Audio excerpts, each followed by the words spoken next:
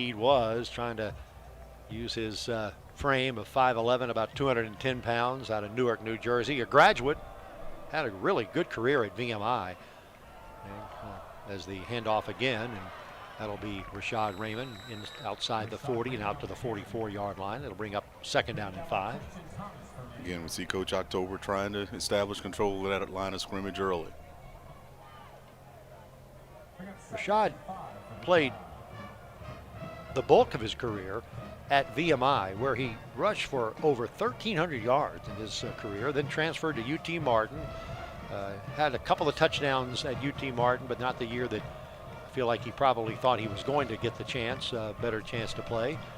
And obviously in the Graduate School of Business here at William & Mary this year. 2nd down and 5 as Rashad gets the football again. He is really hit hard as he crosses forward progress out to the 46-yard line. Christian Thomas making the play. You may hear his name a lot tonight. He had 15 tackles last week at Liberty. Yeah, the Black Bears are really tough on defense. Right there, Takai Chisholm doing a really good job of setting. Another delay. Oh my goodness, another lightning delay as you see the dissatisfaction of both teams as they will have to leave the field.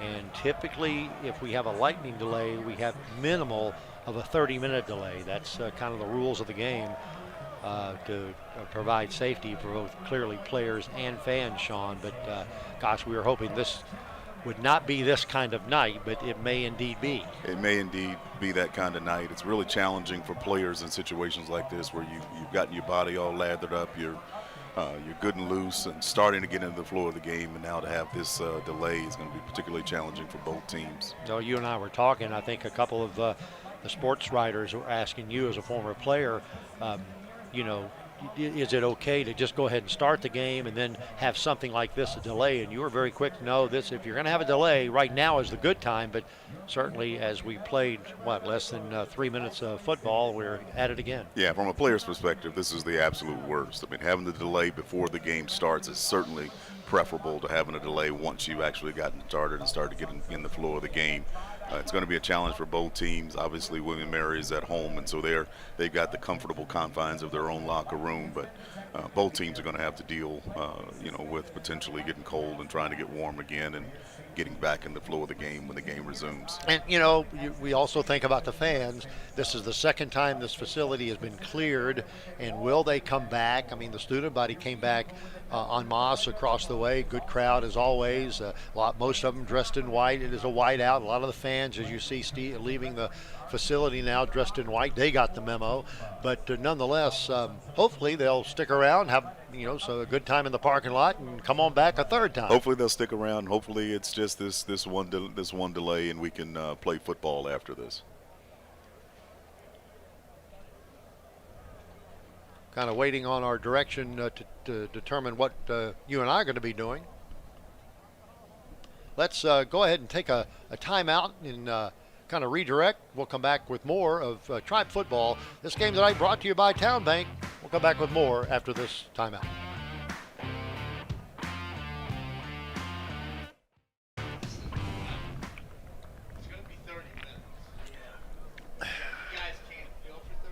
Oh, yeah, no, we'll put Greg on the mic. We'll put you on the mic.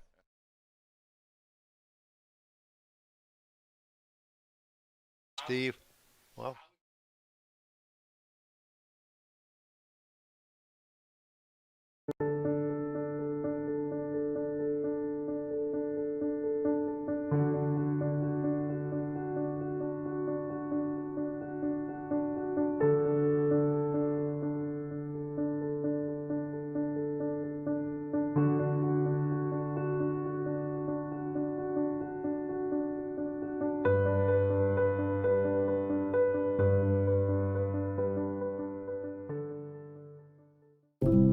There's a new home for care in Richmond.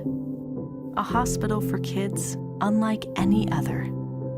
Because in your child's life, you'll never know when you'll need help. You'll never know who you'll need.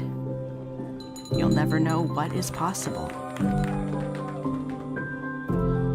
But you'll always know where it will happen.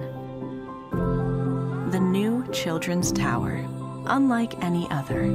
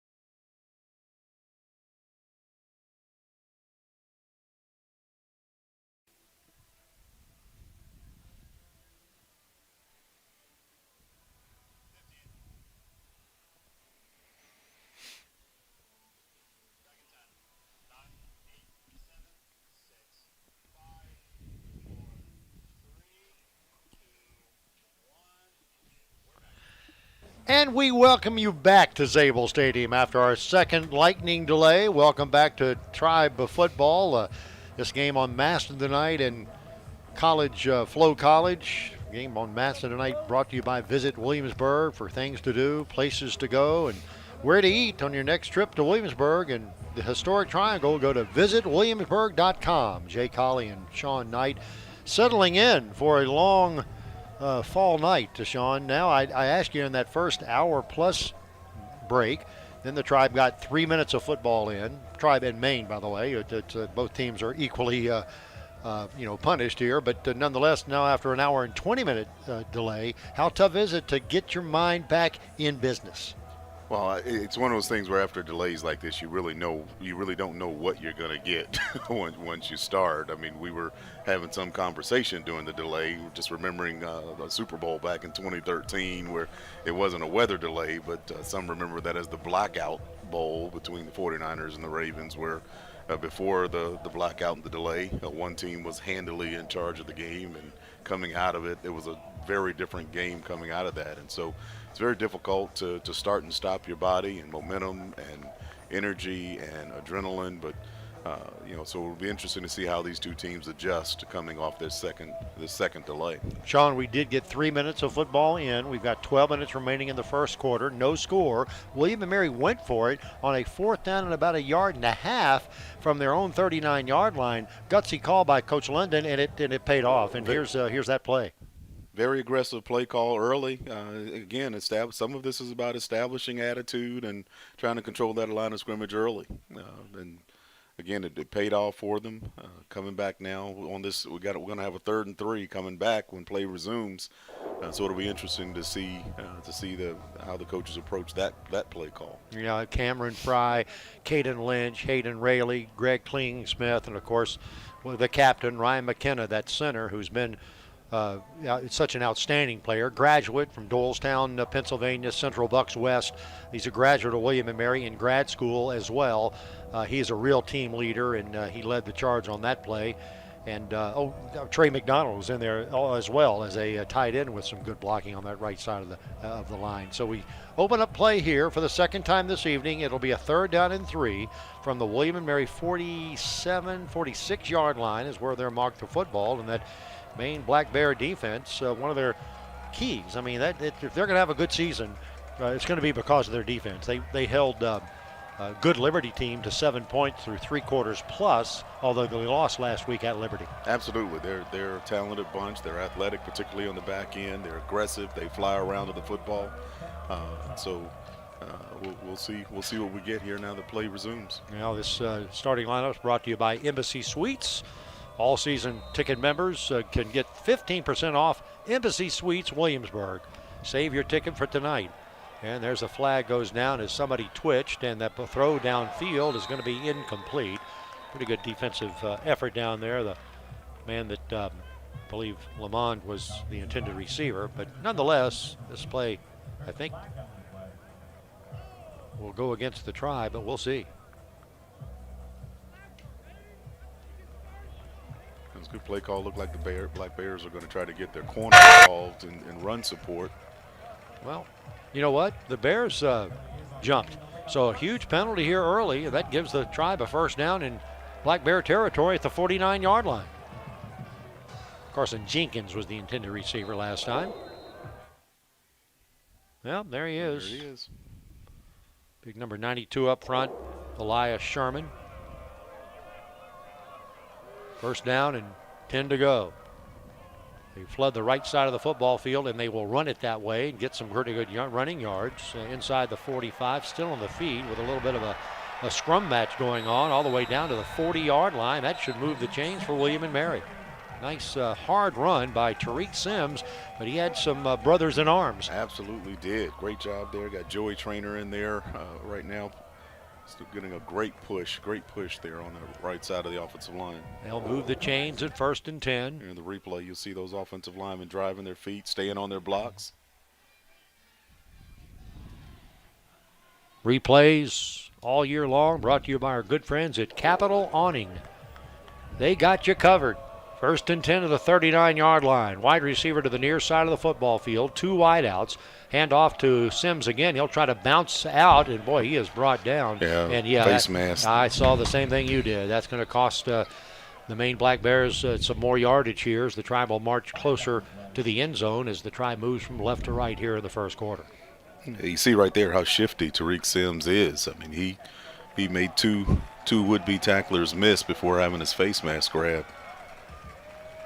Out of Leesburg, Virginia, the graduate Tariq Sims. He graduated from Old Dominion, played some football down there, had 66 carries and a couple of TDs for the Monarchs. And they'll mark it all the way down to the 26-yard line. So 2 big penalties called against Maine after the rain delay. Sean McElwain is the tight end set to the near side.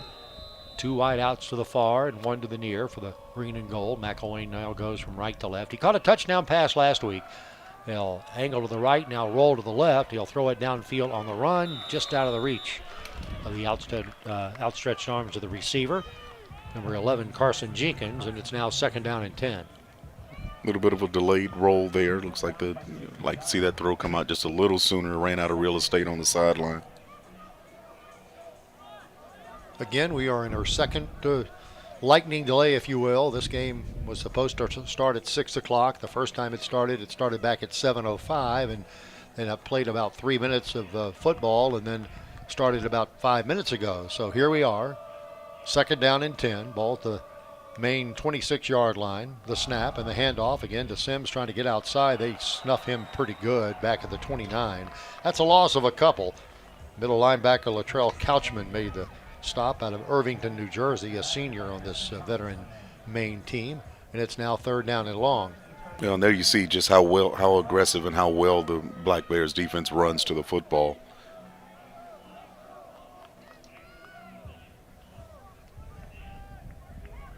Third and 13. These are those yard and down and distance that Coach October told you midweek. Really wanted to try to stay out of them. I think every offensive coordinator likes to operate with a 3rd and 2, 3rd and 3. Rashad Raymond is the tailback, and some elusive action by Tyler Hughes. He's going to run the football. He'll get inside the 25 and down to the 23-yard line. To Kai Chisholm out of New Brunswick, New Jersey, making the stop for the Maine Black Bears, and on comes the field goal unit for the Tribe.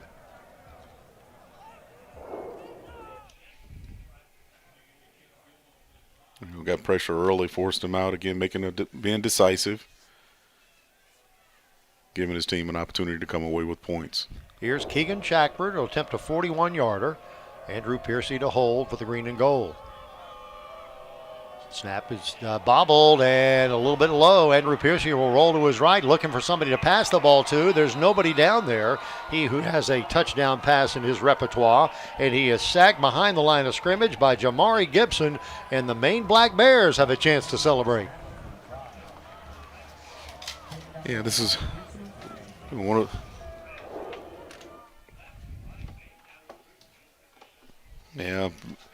mishandled the snap there, and great opportunity coming off the delay to try to come away with that first drive with some points. Now the Tribe offense back on the field, or a defense probably, rather, back on the field for the first time tonight, very frankly. Quarterback is Carter Peavy. He is a 6'3", 215-pounder out of Lawrenceville, Georgia. Played some football early in his career at Mercer, and the pitch to the left side is complete to Scott Woods, one of their speedy wide receivers. He will meander his way out to the 35-yard line for a gain of maybe 2 or 3, maybe to the 37. It'll bring up 2nd and 7. There's Carter Peavy. Yeah, the Black Bears quarterback, he's got a very strong arm, and he does have good straight line speed. Peavy fakes the handoff and throws over the middle. That is blocked. Nice effort by one of those big up front guys for William Emery. Might have been Brady Eccles, a redshirt freshman. We'll maybe catch a number on the replay, but nice job by that front line for the Tribe. Great job. Great job. Starting lineups for the Maine Black Bears. Brought to you by Embassy Suites by Hilton. Woods in motion on 3rd down and 7. 4 wideouts of the game. And they'll throw it to the right side of the football field, and Woods cannot hang on, or did he? They say he did, right at the 1st down marker. Matter of fact, it should be marked below. You can't roll over in college football. You just continue rolling in college football like you can in the NFL. So it's going to be short. It'll bring up 4th down and 1. Great job by Scott Woods staying with that.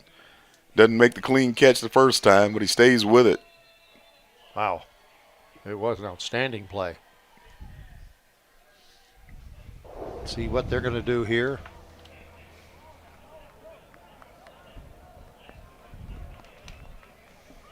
Cannon was on the defensive effort.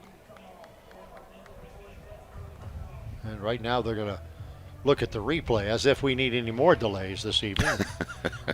Replay brought to you by Capital Awning. I don't see anything to really bring that ball, make that an incomplete pass. Do you? Well, I think they're probably taking a look. I mean, on the bobble, where is his body when he actually gets control of that catch? Because where he starts the catch, he ends up looks like he ends up falling for about another yard, maybe a yard and a half, by the time he actually secures the catch. So they're probably looking to see exactly where the spot should be.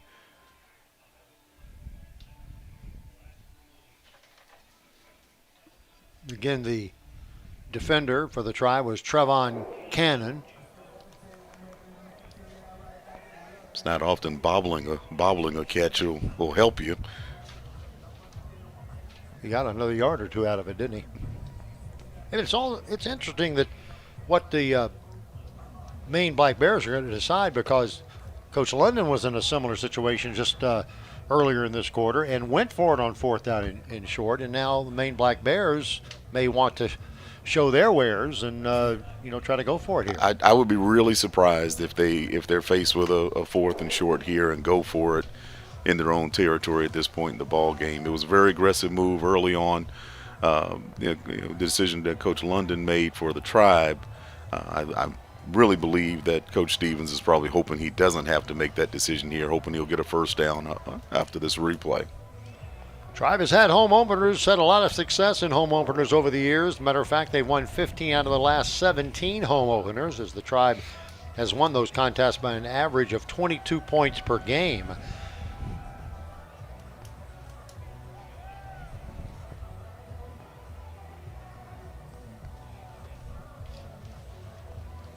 Matter of fact, over the years, Sean Knight, and you were part of many of these, the Tribe has posted a 34-11 record in home openers since 1980. The Tribe program takes a lot of pride in defending our home turf, and certainly in those home openers, you like to start your year off well in front of your home crowd. The rolling on the field is upheld. It will be 4th down. 4th down and about a yard and a half, or actually less than a yard. It's 4th and short for head coach Jordan Stevens to contemplate. Interesting, I was looking back in those only two losses in the last 10, 15 years to open up games. 2 teams that the Tribe's going to be in the same league as next year, Lafayette and Colgate out of the Patriot League. Now they're going for it. 4th down and a yard. Peavy, the quarterback. Sincere Baines is not back there. They're one of their top running backs, and it's going to be Peavy taking the ball himself, and he'll easily get the 1st down as he scampers over the 45 and out to the 48-yard line. So they move the chains for the Maine Black Bears as the quarterback Peavy calls his own number. Great call by the Maine Black Bears, spreading the Tribe defense out and letting your quarterback use his legs. Again, Carter Peavy is a very capable runner. Not terribly shifty, but he's got very good speed. If he gets a lane and a crease, he can hurt you with his legs. Last year he led Maine with 2,400 passing yards and had 18 touchdowns last season, but Maine only finished with a 5-7 record.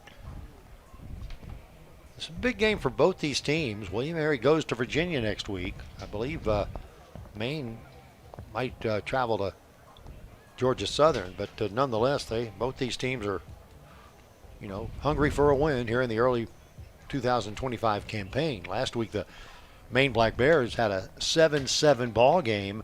10 minutes to go in the game against a very good Liberty bunch. A very good Liberty team. So again, this Black Bears team's a very, very tough team. Again, they've got some real weapons on the offensive side of the football. Again, led by Sincere Baines, their tailback, who's a very shifty runner, but they've got some really good skill players on the outside, on the perimeter with their receivers. Aiden Ryan is the man that's helped off the field for the Tribe. He's an outstanding defensive back, transfer from UVA, aforementioned Virginia, next week's opponent. So it's 1st and 10 at the 48-yard line. Trips to the near side for the Black Bears. Peavy, the quarterback, and Sincere Baines is his outstanding running back, and he will have the ball for the first time tonight. Tries to angle to the right side. The Tribe collapses pretty quickly as he edges into William & Mary territory at the 49. Sincere Baines, 5'11", 180-pounder out of Fayetteville, North Carolina. A Division II player last year, came from UNCP, and they're right back to action here. It's 2nd down and 7. Flag goes down. Across the middle it goes, and that's a first down at the seam and at the 41-yard line. So depending on what this flag's all about, it'll be a first down for the Black Bears.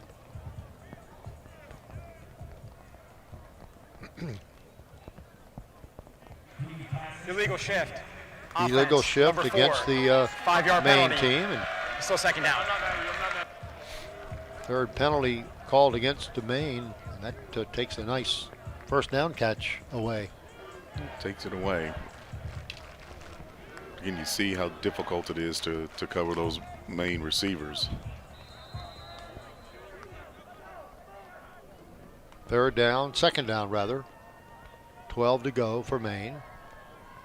Peavy back to pass, looking right and throwing that way. That ball is in and out of the hands of Mo Irfin, who was wide open, but he could not bring it in. As we look at the Tribe defense, It's an uncharacteristic drop by Mo Irfin.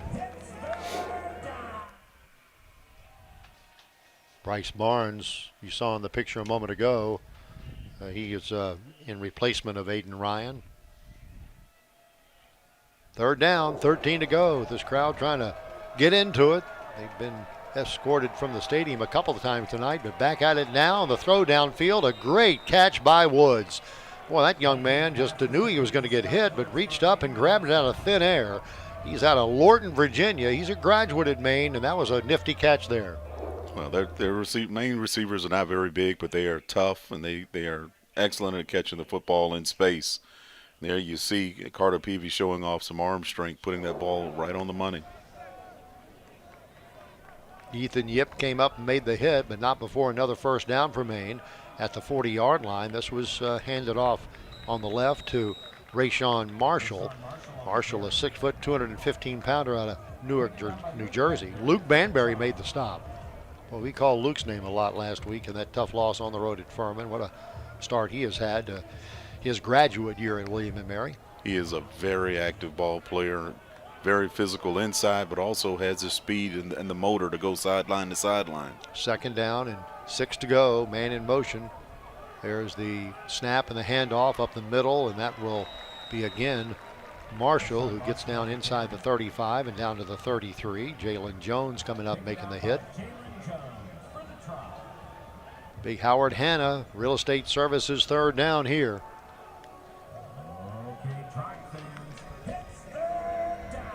This huge 3rd down stop, if that happens, powered by Howard Hanna. 3rd down and 3. Slot to the right.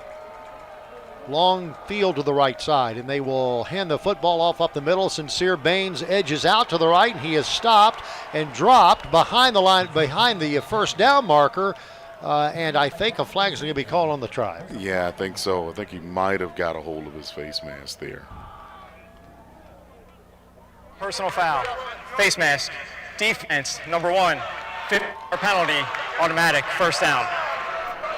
Yeah, that was Davin DeZinho, outstanding senior out of Matha High School. It's inadvertent. It was not where his elbow and finalized at the face mask of that young man carrying the football, and here it is. I don't think he could have helped it. Yeah, this is a great angle. That might have been the play before. 1st and 10 at the 16. And Peavy going to keep that football at the 10, at the 5, and knocked out of bounds across the way. Harrison Johnson making the stop for the Tribe, a touchdown-saving stop for the time being. But now it is 1st and goal. Yeah, you see a little bit of a burst from him there. We talk about his straight line speed. Again, he's not very shifty, but he does have some speed, showing it off there. Pardon me, that was Jaden Radcliffe on the stop for the green and gold. One runner in the backfield with Peavy, and now a penalty flag and illegal procedure against Maine. So these teams coming out a little rusty on this offense. Number 64. Double delay night so far for Maine and William and Mary. Well, that's one of the things that both coaches, I'm sure, were very concerned about, and how their teams would come out with that focus, be there. And a lot of how this game was going to turn out is going to be determined by how these teams focus and settle in, which team settles into the flow of the football game sooner. 1st and goal to go from back of the 10-yard line after the 5-yard mark off. The snap and the handoff, and that is Baines, I do believe. He will marshal his way down to the 5, so he gets the 5 yards back. But now it's 2nd down and 5 to go. Don't be surprised. Don't be surprised if Coach Stevens puts this ball back in Peavy's hands.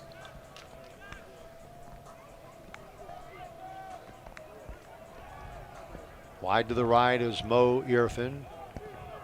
Slot man to the left. Tribe 1, 2, 3, 4, 5 men on the front line. Peavy rolls to his right, throws it that way, and he will make a catch as Scott Woods, and Woods dives and does not get the end zone. He's about a ball short inside the 1. It'll ring up a 3rd down and goal from there. Well, if he was about 3 inches taller, he probably would have fallen in. Woods at 5'8". Well, this is another Howard Hanna first 3rd down opportunity for the green and gold defense.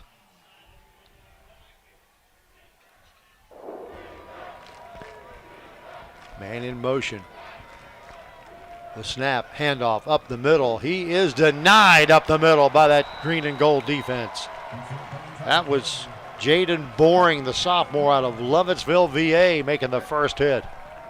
Excellent toughness inside. And now on 4th and goal, they're eschewing the field goal and will go for a touchdown. But what a great effort by that Tribe defense. Got to do it again, though, don't they, Sean? Yes, indeed. Peavy, the quarterback. The tailback is Sincere Baines. Look for them to get Peavy on the outside here. There's the snap. Back to pass. Peavy going to throw that football, being chased, and now going to run it at the 5, and now going to loft it into the end zone. Touchdown as Sincere Baines makes the catch on a look like a busted play. Looked like the Tribe was going to get him back in the backfield. Yeah, it's a heads-up play. Heads-up play by Carter Peavy.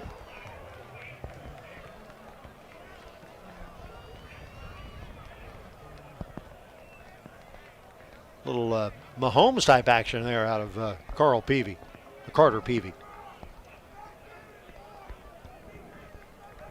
It's a lot of pressure on our defense when your quarterback can hurt you with his legs. Pulls people out of coverage. Samuel Tremblay was 1 for 1 last week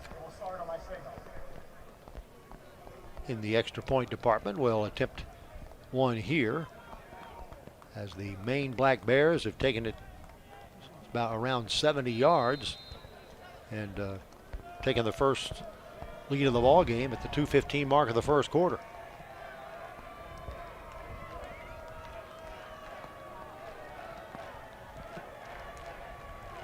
Tremblay. Ball is set, the kick is up, and it is good.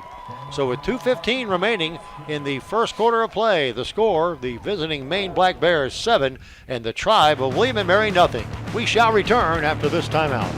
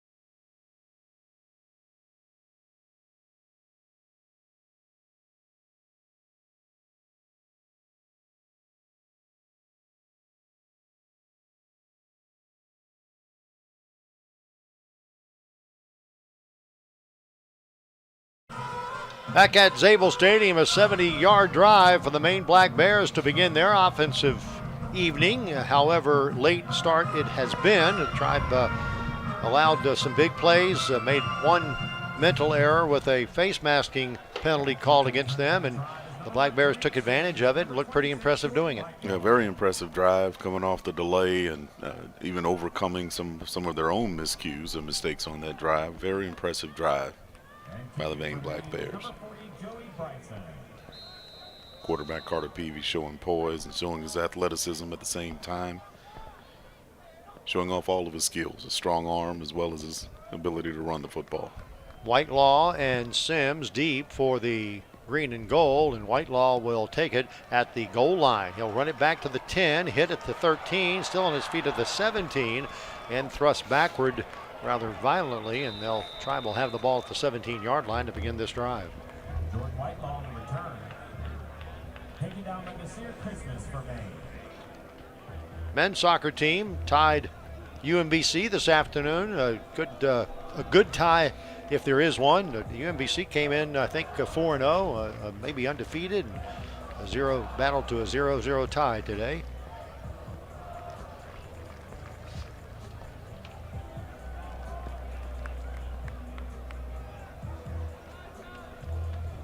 So with 2:06 remaining here in the first quarter of play, we're, you say, about an hour and 20 minutes late getting this thing underway because of lightning, but Tribe will need to get back in it, trailing 7-0 now. Quick snap, quarterback will hand the football off, and in the backfield, Rashad Raymond will be hit, and then falls forward. He got back to the line of scrimmage.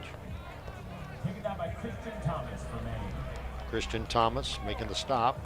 6'3", 230-pounder. He had a great game last week. He's an all CAA candidate, so you got to watch where he is at all times. They're one of their 3 linebackers that they employ.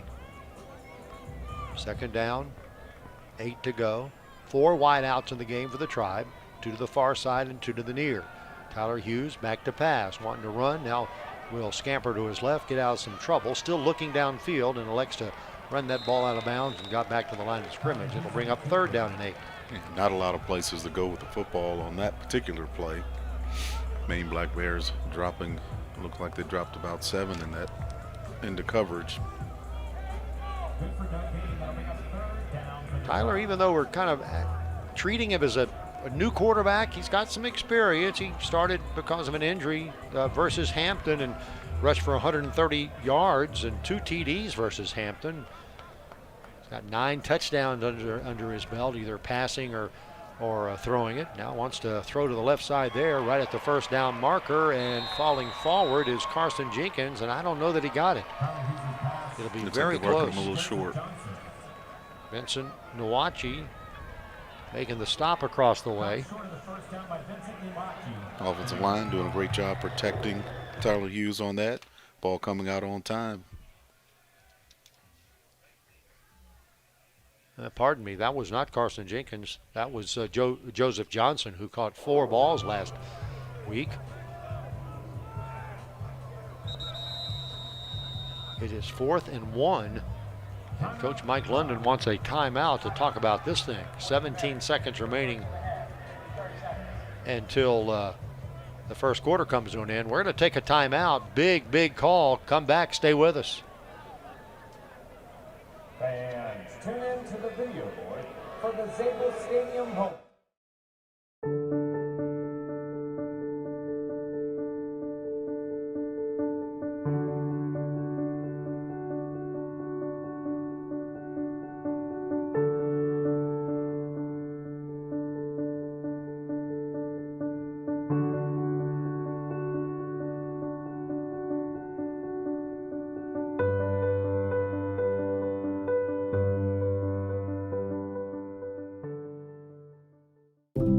There's a new home for care in Richmond. A hospital for kids unlike any other. Because in your child's life, you'll never know when you'll need help. You'll never know who you'll need. You'll never know what is possible. But you'll always know where it will happen. The new Children's Tower, unlike any other. What's up, Tribe fans? This is Jalen Jones. Thank you for watching William & Mary Football on the Tribe Sports Network. Tribe by the numbers. Today we'll see senior All-American candidate cornerback Jalen Jones in his current standing in the Tribe's career passes defended listing. Jalen came into today's game with 4 PBUs from Palmer Scarrett's 5th place total on the all-time list. He is just flat around the football. Jalen Jones is and a wonderful human being too. You talk to him, he's got all his priorities set, his head on straight, and he comes from a wonderful, great family, and it's just another great young man that Coach Mike London has brought into this program. Really is quality individual and a quality player. You know, those numbers are even more impressive when you consider how much people are actually trying to avoid him with the football. Right. So I guess cooler heads have prevailed as the punter, Carter Boyd, will come out as opposed to going for it on your own 22-yard line, down 7-0. Carter Boyd had a great first game in his college career last week. He averaged around 41 yards a punt. This was a pretty good one as well. No return, and the fair catch called at the 31-yard line. So that is where the Maine Black Bears will have the football for the second time. Right around the same place where they had it the first time, very frankly, and the Tribe saw 12 plays later a touchdown for Maine.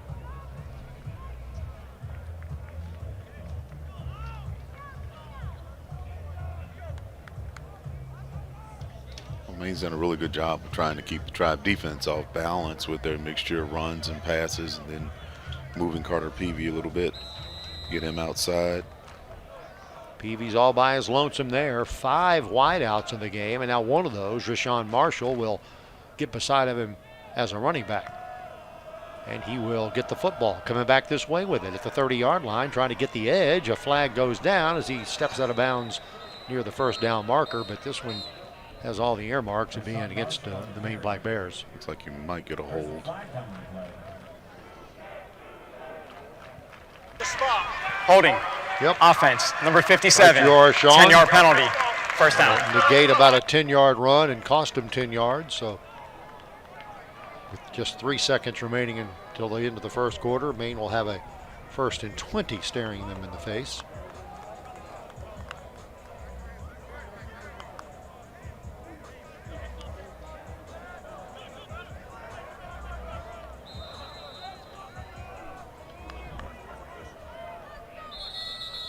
Tight end sets to the right side, but they'll let the clock expire. That is the end of the first quarter of play. In Williamsburg, Virginia, at Zabel Stadium, the score, it's Maine 7 and William & Mary nothing. We'll be back for the second quarter after this timeout from Van Wagner.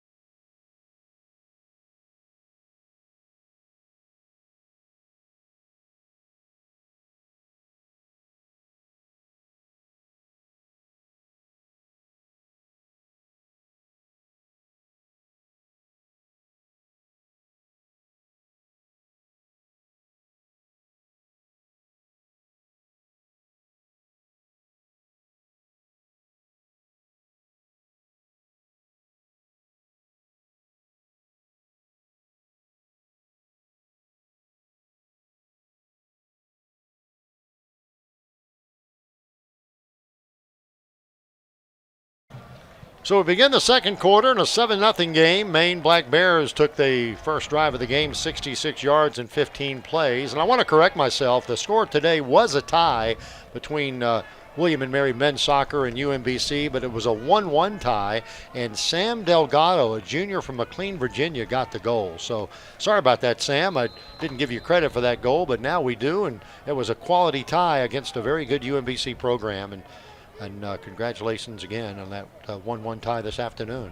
Peavy back to pass after the ball fake. Over the middle, nearly intercepted. Banbury was there. Boy, would he have loved to come up with that one. He did knock it to the turf, and it's now 2nd and 20. Well, I'm talking with defense coordinator Bo Revel this week about Luke Banbury. He talked about how he really does have a nose for the football, and you see it on display there. Woods in motion, right to left. He's already caught a couple of nice passes tonight. Handoff to the right side, not much moving. They had it 2nd and 20. Tried to get some room there. They hand the football off on the right to Rashawn Marshall, who gets about 4 yards, and it's now 3rd down and 16. Well, this is where, if you're a defensive back, you love 3rd and 16s, don't you? You love those. Look for Maine to try to clear out on the outside and try to get the ball to Scott Woods. Another Howard Hanna Real Estate Services 3rd down, staring the Tribe defense in the face. 3 receivers to the far side. Back to pass, and he is going to be chased down and dropped in the backfield. Outstanding defensive play by that William & Mary Tribe defender. Tried to get a number there. That's Jordan McDonald. Jordan, very, very highly regarded young man that started his career at Virginia Tech, and he came through like a charge there. It gave the quarterback no choice but to go to the ground. It's a great job of dipping that shoulder underneath, but what actually helped him was the back end, the great coverage on the back end to help produce that sack. His first quarterback sack of his career here. He's a graduate from Virginia Tech. There's a punt. And that ball will take a Maine bounce and bounce out of bounds at the 45-yard line. So the Tribe defense comes to the forefront. Jordan McDonald getting a huge play and a quarterback sack, and the Tribe will have their best field position of the afternoon as they start this drive trailing 7-0.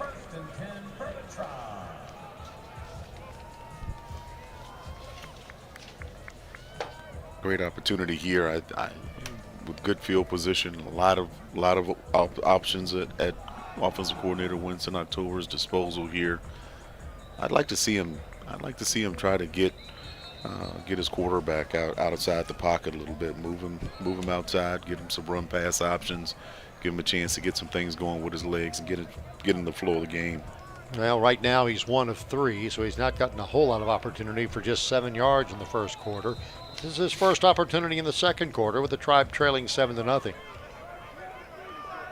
Tyler Hughes out of Marietta, Georgia, going from the shotgun formation. He will hand the football off, coming back this way, and hitting the backfield is Tariq Sims, and he is taken down. They did blow the whistle back at the 39-yard line. Again, that was Shane Keys Wilson, a true freshman, making the stop for the Maine Black Bears. And it's 2nd down and long. And again, these are those positions that offensive coordinators are not envious of. Yeah, it looks like Trey McDonald did a pretty good job of kicking out the defender there. Tariq didn't go up, should have probably gone up inside that block.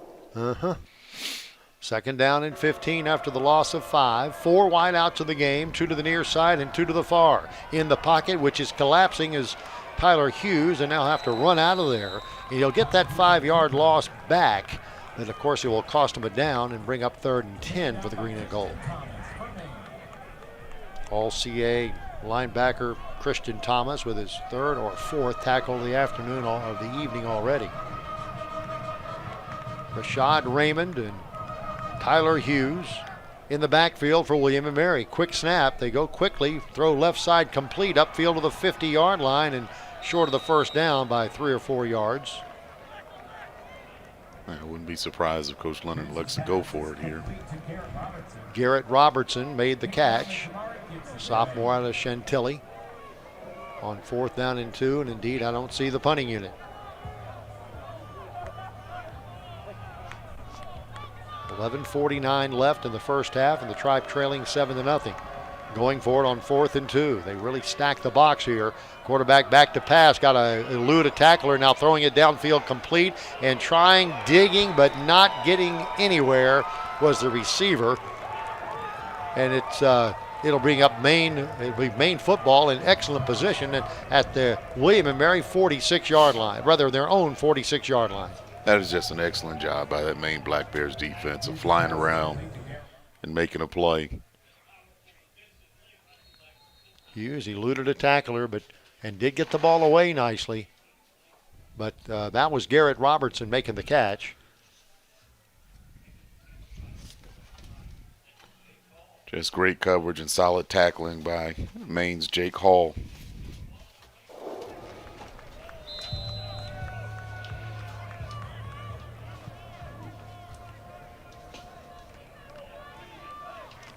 Peavy off to a good start. He's 5 out of 8 in the air. He'll hand the football off to Sincere Baines. Baines had a great week last week at Liberty. Not only did he have a 77-yard run, but he ran for 118 yards on just 11 carries and scored their only touchdown. And Baines is the real deal. He really is. Again, he's not a very big back, but he's very shifty, and he's got some speed to take it to the house if he gets a crease. And sometimes he's got the moves to create his own crease. 2nd down, tight end in motion from right to left, sets up over there. And the handoff to Baines again, who will shift outside and get maybe 3 yards across the 50 and down to the 47-yard line. It'll bring up 3rd down and about 2. Baines on the carry. Okay, Tribe fans, it's 3rd down. 3rd down opportunity brought to you PB by with his Howard Hanna. legs.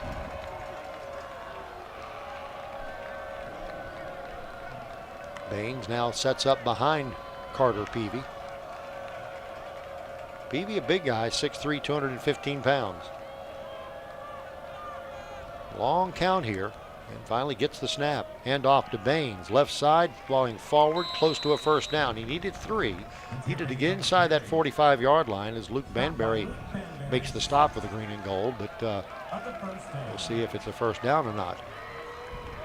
Looks short, but I think Coach Jordan Stevens had already made up his mind this was 4-down territory for him. Which is quite unusual. You think the 2 delays kind of enter into these decision making?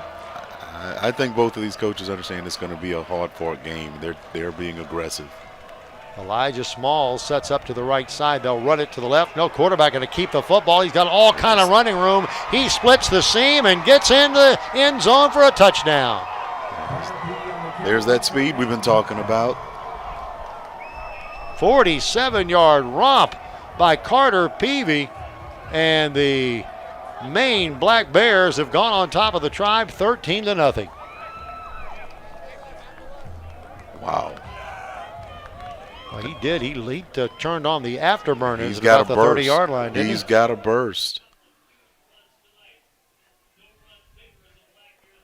He's got a burst.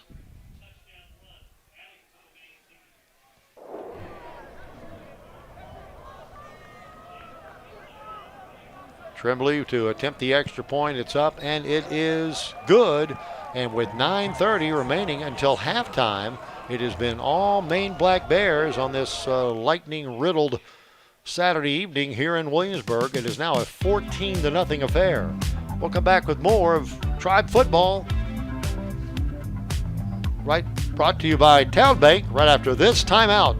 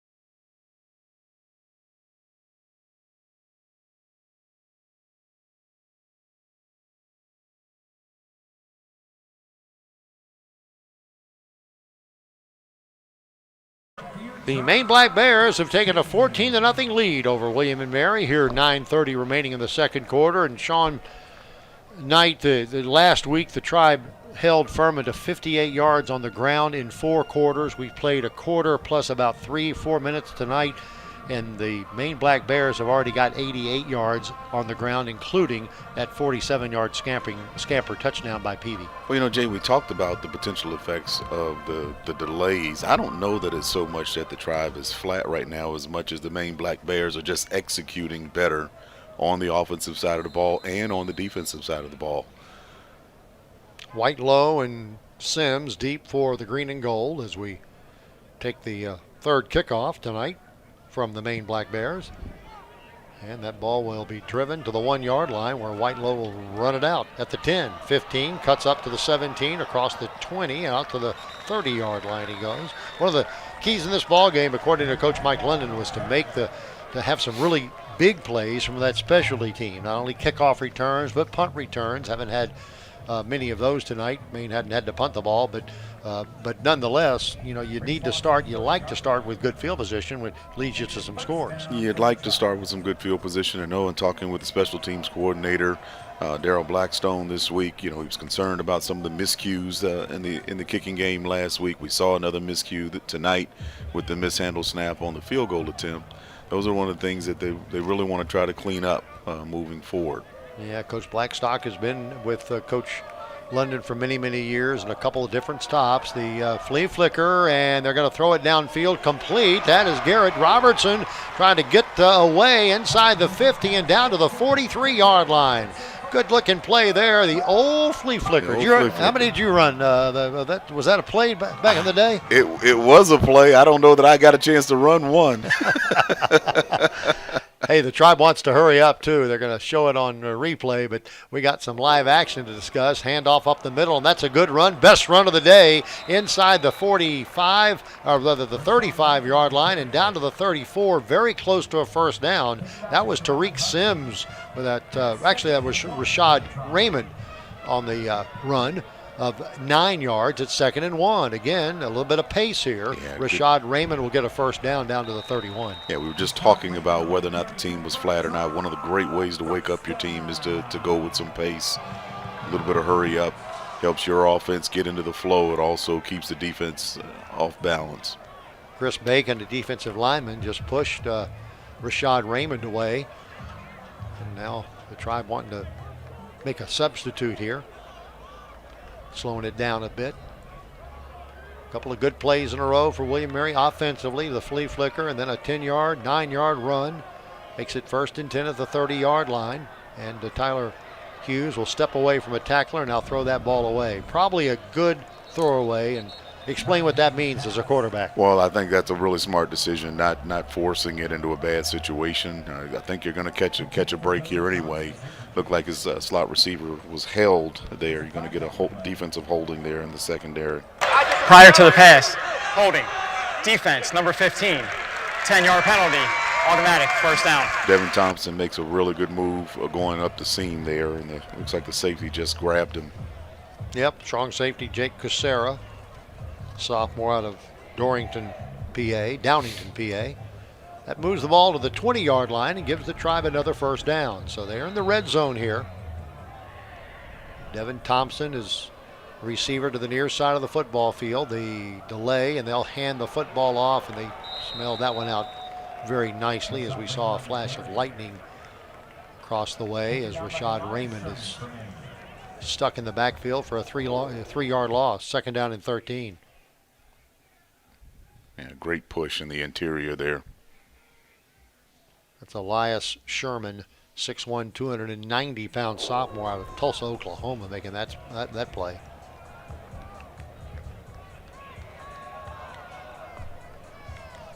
Second down and 13 for the green and gold, needing a score on this drive and trailing 14-0 with 7:12 remaining until halftime. Tyler Hughes back to pass. Lofts it. Right side. He's got a man, and he's got a touchdown. Touchdown, William and Mary. Touchdown, green and gold. Devin Thompson reaches out and makes his first touchdown catch of the year in a Tribe uniform. He was outstanding player at Edward Waters College in Jacksonville, Florida, and that is his first 6 points in a green and gold uniform. That is just a great release off the ball, creating space immediately. Great job of getting that defender on his hip. Every touchdown is a Town Bank touchdown. Town Bank are great sponsors this evening, serving others, enriching lives. The extra point is up and good, and that extra point is brought to you by Waypoint. And the Waypoint extra point is good. Season ticket members can receive a free appetizer every game weekend at Waypoint Seafood and Grill. What are you seeing here? Just a great route. Does a really good job of getting the boundary corner and Seer Christmas on his hip. And he put it on the number. Just a solid throw by Tyler Hughes. Well executed play. So that cuts the deficit in half. It's now 14-7, and you feel some life gaining here on that drive of 73 yards. Well, again, great job of Coach Winston October, the offensive coordinator for the Tribe, of going with some pace, really to try to get some energy and some life into his offense. Great job. The players responded. Back deep to return for Maine is number 2, Trevin Ewing, and number 5, 7:02, we'll see how the Black Bears respond.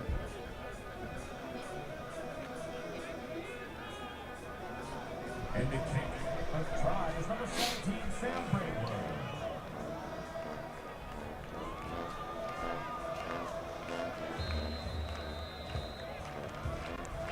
Sam Braidwood will be doing the kicking chores.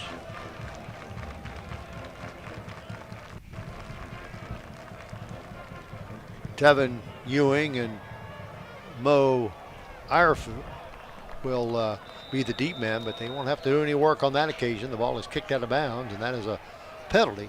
And the Maine Black Bears will have good position because of it.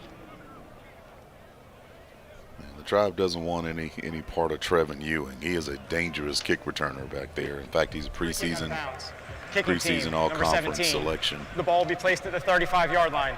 First down. Speedy and shifty kick returner. So what can you see the Tribe do on this occasion, Sean, to slow down this Maine attack? Maine only scored 7 points last week against Liberty, but boy, their offense has been alive in this ball game, courtesy basically of their quarterback, number 11, Carter Peavy. Well, they're executing really well. I think the key right now is they've got to maintain that weak side integrity. They're allowing the quarterback to get out the back door. Woods and Ewing are the wide receivers in the game. Back to pass Peavy to the left side, and he caught one of his wide receivers on a short down and out pattern at around the 40-yard line. And that is a catch. Second down and about 4 to go. Davin DeZinho out there making the play defensively. They get this ball out closer to midfield. Look for him to maybe take a shot to Ewing. Stack wide receivers to the near side, handoff up the middle. That's Marshall, and Marshall will be lambasted right at the line of scrimmage. You might have lost a half yard. It'll bring up third down and 5. Big third down play. Harrison Johnson, who had such a good game last week, kind of overshadowed. Banbury had 14 tackles down at Furman. Well, Harrison Johnson, a sophomore out of Indian Trail, North Carolina, had 13 tackles. Yeah, trips down here, look for 2 of them to clear out and an outside receiver to curl in. 3rd and 5. Peavy chased from the pocket, hit again, but now gets away, and now going to run it for a first down again at the 50-yard line, and they'll keep this drive alive thanks to the legs of Carter Peavy when everything told you he should have been stopped behind the line of scrimmage. Again, they lose contain. You've got to keep him inside.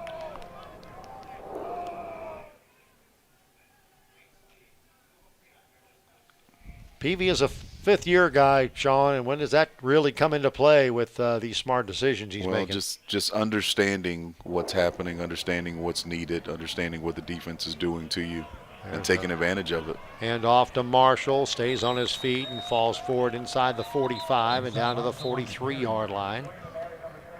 Luke Banbury again on the trip up, the 6'2 graduate out of Pittsburgh, grad school here at William and Mary.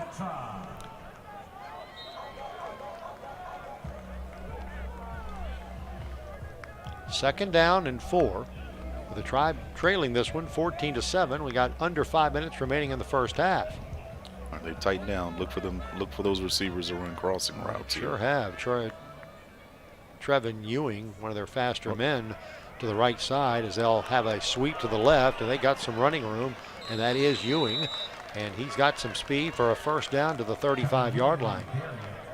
Run out of bounds by Banbury across the way.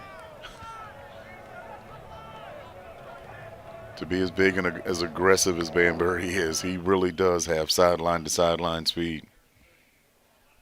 So the sweep works for 10. And it's 1st and 10 for the Maine Black Bears. Irfin, a wide receiver to the near side. They may have a man in the slot. Quarterback is Carter Peavy, and he will fake a handoff and go back to pass the football. Being chased once again, and he lets go of the football, and he made a wise decision as he had Jordan McDonald bearing down on him, along with Jaden Boring, I think, to bring up second down and 10. Again, good decision by the fifth-year guy. Throw it away. Don't give up the loss.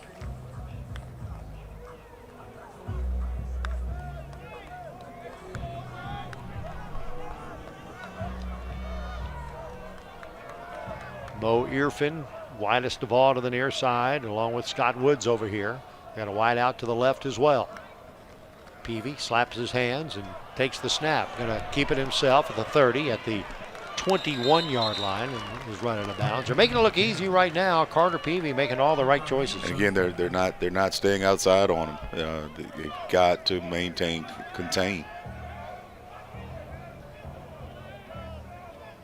Carter Peavy with some big-time numbers here in the first half. We'll have all the halftime stats coming up, scores from around the country, special halftime show guests from Town Bank, one of our great sponsors this evening as well. Evan Wallace is checked into the ball game. Back to pass, right side complete. That is a good catch, and that's Mo Irfin. And Irfin will make his way to around the 12, where it'll be second down and 2. They're getting into positions that all offensive coordinators like to have, second and shorts.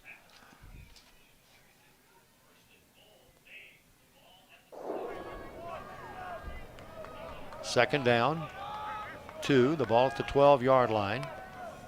And the handoff goes to the right side of the football field. They got a first down, and inside the 10, down to the 8-yard line goes Rashawn Marshall. Luke Banbury again on the stop for the green and gold, but now a first and goal for the Maine Black Bears. Well, Luke was around the ball, but we're also going to give the bulk of the credit to Jaden Ratliff on that play defensively. Redshirt freshman from Maury High School in Norfolk. First and goal to 9. 2 men in motion. The tight ends go from right to left. Peavy, the quarterback, and first down and goal. They hand the ball off to Marshall, who will get hit and now backs out of there and now hit again and dropped across the way. Again, Jaden Ratcliffe, never say die attitude. He chased down that ball carrier and threw him for a 2-yard loss. Good effort staying with the play, staying with that tackle. We have a 2-minute timeout, so very important. Last couple of minutes of the first half, the Tribe trying to hold the Maine Black Bears to a field goal attempt as we take a timeout on the field with the score. Maine 14 and William and Mary 7.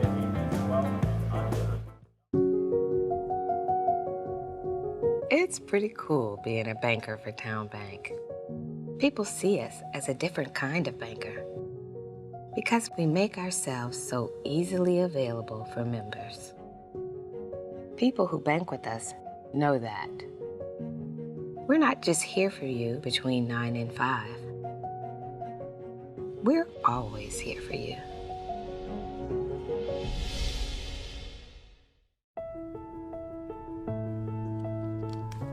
When your child is fighting cancer, You gonna walk out of here on your own? Okay. yes, you never know what is possible.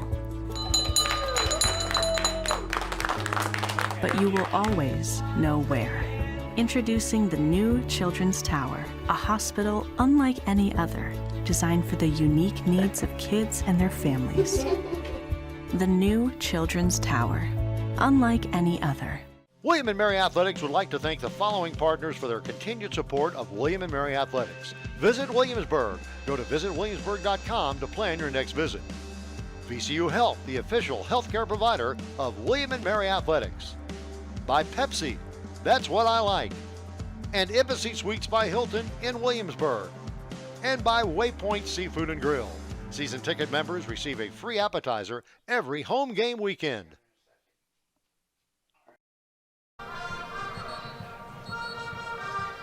Well, an important last 2 minutes for the Tribe defense. Good student body on hand, even though that's been, an hour and a half lightning delay here. Many of those students came back to support their Tribe. And very impressive, Sean Knight. Really is, not only enduring the delays, but some wet weather as well. Talk about the Hall of Fame in just a moment. It's a second down and goal to goal from the 10-yard line. Evan Wallace on the wide out to the far side of the football field. Tight end now moves from right to left, Elijah Smalls. Quarterback is Peavy. He can certainly hurt you with his legs. Back to pass the football and rolls to his left. Has some time, then throws that ball away. It'll ring up third down and goal.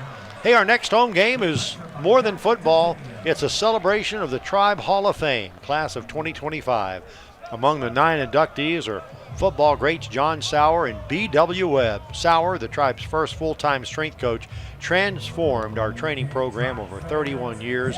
B.W., a Newport News native, racked up 9 CAA honors and had many years in the National Football League. We're looking forward to that night. It's a Friday night before our next home game. Third down and goal to go. Tight end to the far side of the football field. 2 receivers to the near side, and the quarterback gets the snap, goes back to pass, throws it towards the end zone. That ball is going to be incomplete. Woods was the intended receiver, and making a pretty good defensive play on that ball was Bryce Barnes, playing in the place of the injured Aiden Ryan. And guys, as we were talking during the 2-minute timeout, need to hold them to at least a field goal try, and they did. Absolutely. Great job by Jordan McDonald forcing that errant throw, putting pressure on Carter Peavy. So a field goal attempt. He sat down at the 13-yard line. The ball be a 23-yard field goal attempt. The kick is up, and it is nailed. And with 1:46 remaining in this first half of play, it's now Maine 17 and William & Mary 7. We'll keep it here, Sean. Got a little chance to talk about the Hall of Fame, in which you were inducted a few years ago into the William & Mary Hall of Fame. And what did that moment feel like for you? It's an incredible moment. Just that there's been such a history and a tradition of excellence here at William & Mary, but also within the William & Mary football program, and to be honored in that way was just a really special moment for me and for all of those who supported me, my family, my teammates. I had the pleasure of being inducted the same night with Tyrone Shelton, who was a great running back here.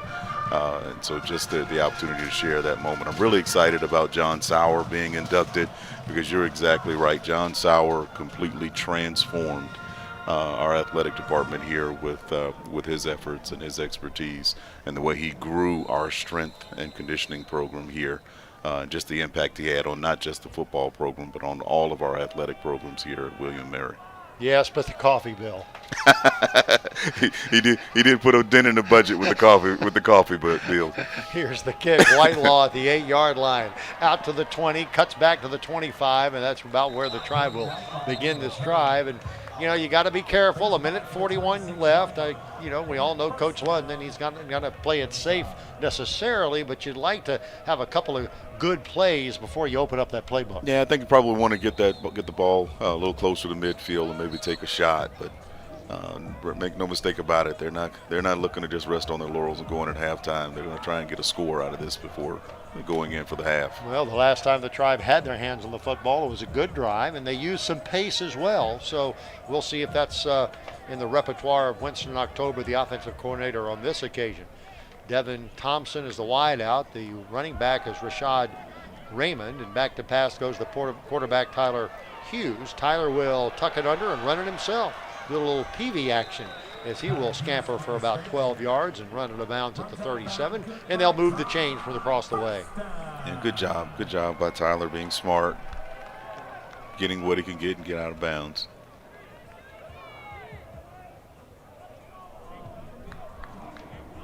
Armand Wright checks into the ball game. He's the receiver to the far side of the football field. I think Joe Johnson is to the near side. Back to pass goes the quarterback Tyler Hughes in the pocket. Chased out a little bit, throwing it downfield complete. Big hit at the 40-yard line.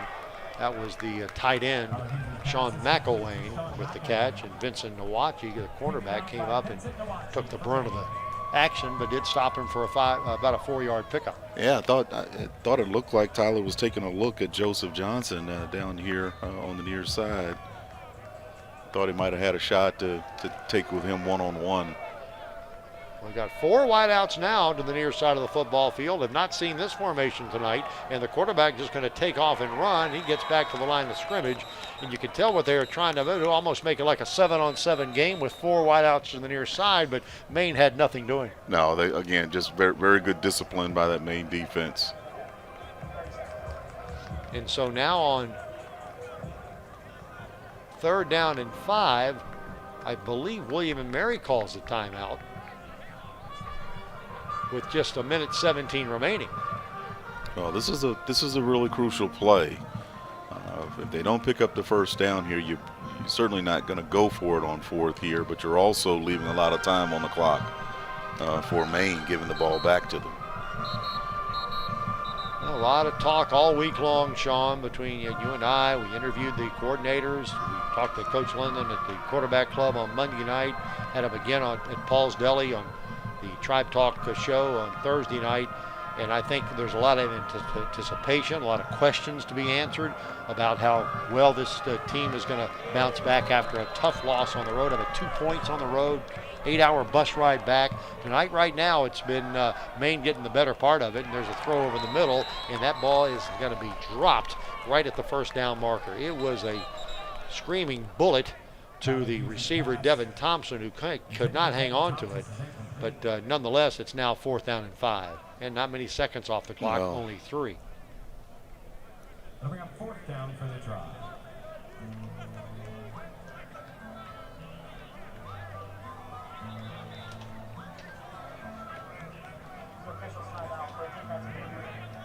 That's a huge stop for the Maine Black Bears. They're going to get this football back with quite a bit of time. We'll see where they get it. Back deep for Maine is number 5, Scott. I certainly expect them to take at least one shot. Flag goes down as the ball is snapped. Carter Boyd. The kick goes to the 15-yard line, and that's Woods on the return. He's got a beauty. 30, 35-yard line, 40, and finally run out of bounds right in front of his teammates. And another flag is down across the way, and that typically is not good for the return for the defensive team. No. Well, what was the first penalty We'll see what about? the first one was.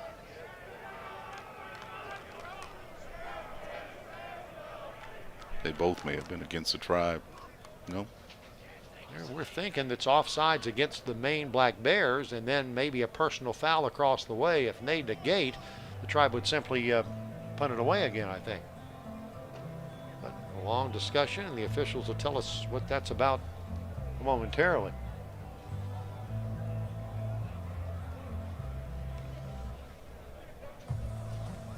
Don't forget tonight at halftime, we'll have The spark of the game presented by Steve Sparkman Financial Services. Also look at some highlights of the first half presented by Wells Fargo. Scores from around the country. And we'll ask Mr. Knight about second half adjustments. So a lot to stay with us for. Also Alexis Swan, the president of Peninsula and Williamsburg Town Bank, will be with us. And they're coming over and talking to Coach London now and telling him what's going on or giving him a decision to make. Are you a lip reader, Sean? Not very good at it.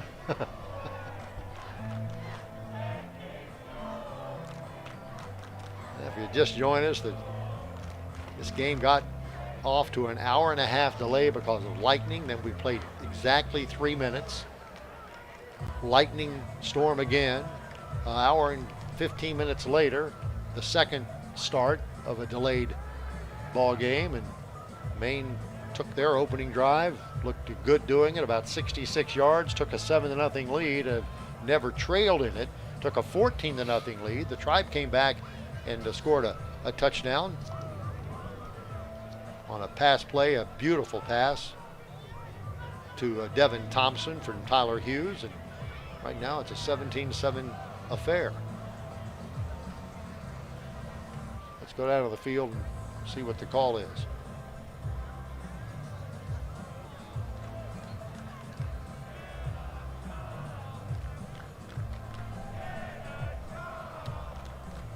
They were expecting a very good crowd today. I'd heard upwards of 10,000 or more here at Zabel Stadium, but not so right now after the game getting underway an hour and a half late.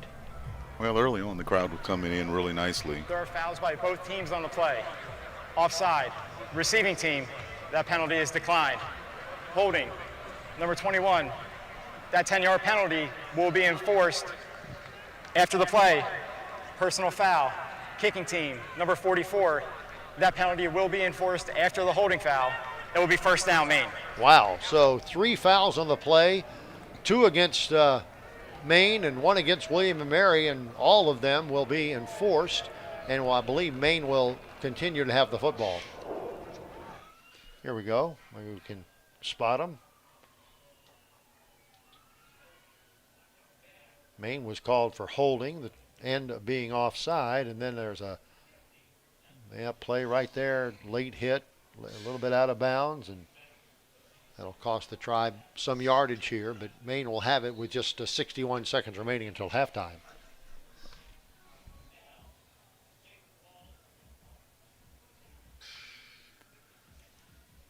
Well, and the way Maine's been moving the football, it's certainly enough time.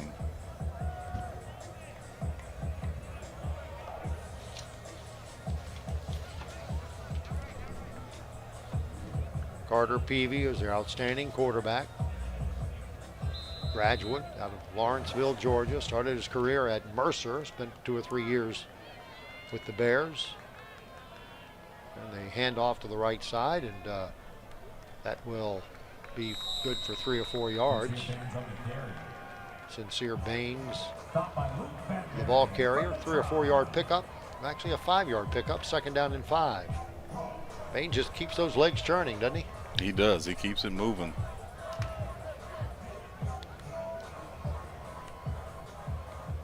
Clock running, 34 seconds. Does not appear they want to be in a whole lot of hurry here. It does not. Surprising me a little bit that they wouldn't. Another handoff to Baines on the left side. They maneuver out to the 39, close to a first down. They'll give it to him. 1st and 10. Looks like they're content to go in with the lead at the half. Yep, 15 seconds, clock running.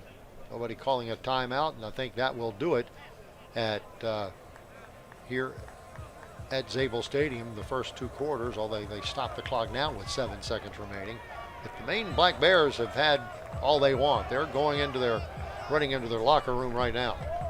And that is indeed the end of the first half. First half is over here at the Zabel Stadium on this lightning-filled Saturday night, with the score William and Mary trailing by 10, Maine 17, and the Tribe 7. We'll be back for our exciting halftime show after these messages.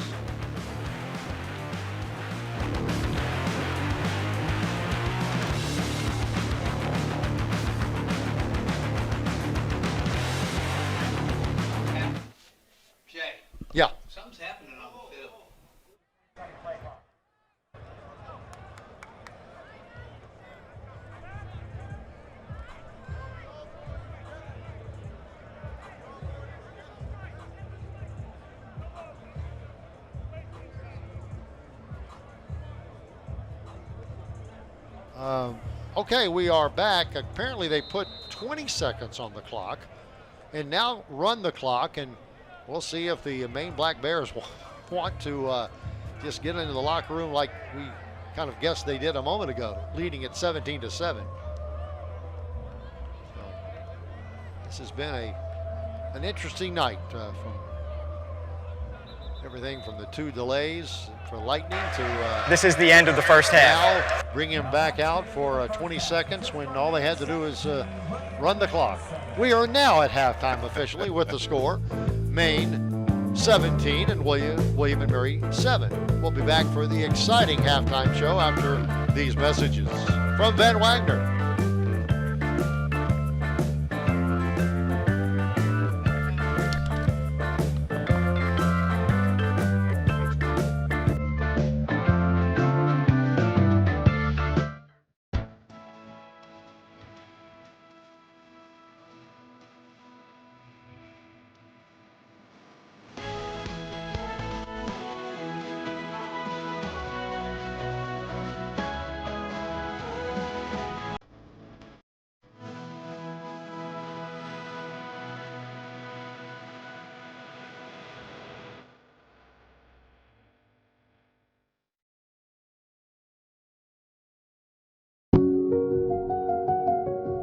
The town story for me is really about connecting with our members in a way that's different from the other banks.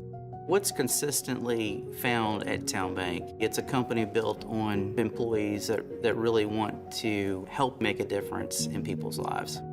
From day one, this company was built on a culture of caring. A foundation has not changed. We're still built on caring and helping others.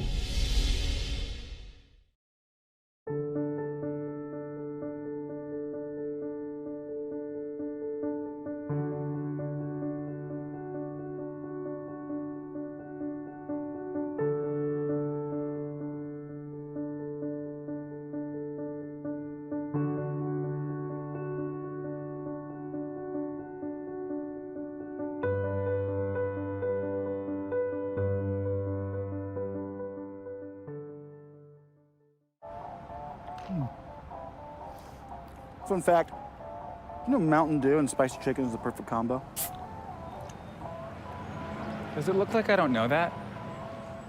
Okay. Didn't mean to ruffle your feathers. You know, we both did the employee training, Gary. Okay, don't jump down my beak.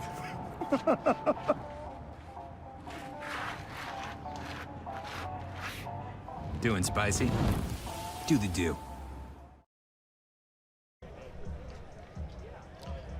Welcome back to the VCU Health Halftime Show. The Tribe trailing this one 17-7 to the Maine Black Bears. VCU Health is the official healthcare provider of the Tribe.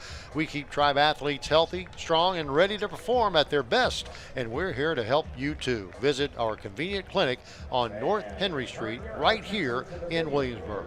It's now time for our game sponsor thank you. Thank you to today's game sponsor, Town Bank, proud sponsor of and proud supporter of Tribe Athletics. And today we are thrilled to welcome Alexis Swan. We caught up with Alexis earlier today. Welcome back to halftime. With us, our special guest, the sponsor of tonight's game, Town Bank, and Alexis Swan has joined us. Alexis is the president of the Williamsburg and Peninsula offices in Town Bank. And first of all, Alexis, as always, welcome to the show. It's great to see you again, Jay. It's great to see you. Glad to be here. Tell us a little bit about Town Bank and why Town Bank sponsors William Mary football and the university so well over many, many years. Well, it's our honor to be the sponsor for tonight's game against Maine, where I'm sure Tribe is going to come out on the top. But we're committed to our communities, and we try to support the schools that are in our communities, and we do what we can to make the communities a better place for all. We do scholarships, we do grants, we do museum support, we do athletic support. So we're glad to be here tonight and doing what we can for the school, because it's a treasure for our area. And a big announcement this past week from with Old Point National Bank. That's right. Town Bank is growing. Our family is growing. So this week we merged with Old Point National Bank, which is a 100-year-old bank, and it's added to our family. And we're excited about their coming on board, and we're looking forward to great things happening in the region. Now we have offices from Hampton to North Carolina. We're growing, hopefully, and some of the outside areas to South Carolina soon. So we're excited about our growth and our success and all the supporters that we've had that have been a part of the family. And it's an easy yes for you every year when they ask you if you want to come back, because you are a proud alum of this university. I am. I'm sure I owe the College of William & Mary a lot of my success. So I'm a proud graduate and glad to be here. Although the campus looked a lot different when I was here. It is growing too, is it not? That's exactly right. Alexis Swan, the president of Town Bank, our great sponsor this evening. And as always, we end these interviews with Go Tribe.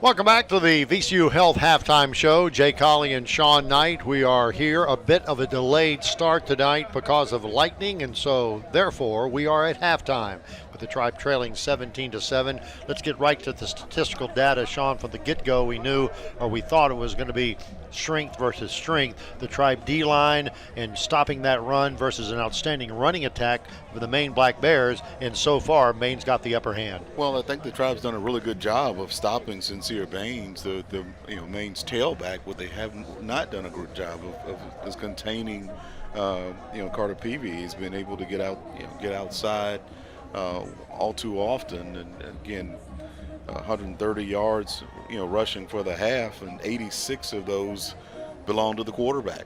Yeah, and I think that's a large factor in where we sit with the 17-7 lead by the Black Bears. And when you have that kind of running attack, you also control the ball and the pace. 17 minutes for the Maine Black Bears in the first half to 13 for William & Mary. Right. I mean, it's difficult to win if you don't have the football. It's one of the things that offensively, even as a player, as a quarterback, I always felt it was difficult for people to beat me if they didn't have the football. If I control the football, chances are I'm controlling the game. The Maine Black Bears have been able to do that. I think looking ahead to the second half, one of the things that Bo Revel, the defense coordinator for William & Mary's got to do is he's got to get his guys maintain and contain on the backside. Carter Peavy's been able to slip outside. They've been been showing a flash one way, and he's been able to get outside. They've got to maintain.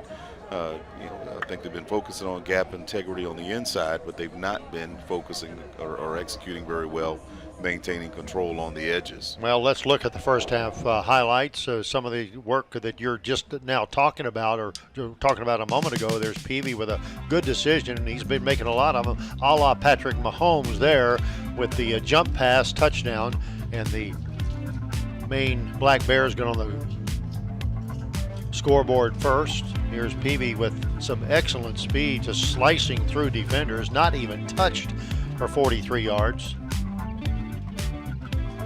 But the Tribe had a nice effort here as Tyler Hughes connects with Devin Thompson for his first touchdown. That was the spark of the game. Today's spark of the game brought to you by Steve Sparkman Financial Services. Devin Thompson there did a little celebrating. And the Tribe goes into halftime down by 10, 17-7. We'll be back for more of our halftime after this timeout from Van Wagner. This game tonight sponsored by Town Bank. Black Bear Nation, let's ride. Go Tigers. We are Hampton U. You ready to go? As one. Fly Hawks. Tap the rock, baby. At Geek Prod. Roll ups, baby. Phoenix Rising. 3 more feet. Go Tribe. Go Dogs. One team, one heart.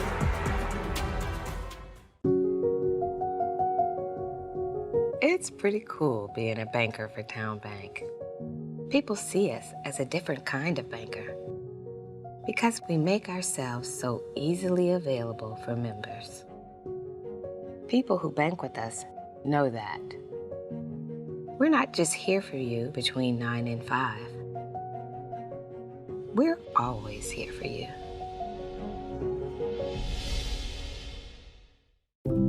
There's a new home for care in Richmond.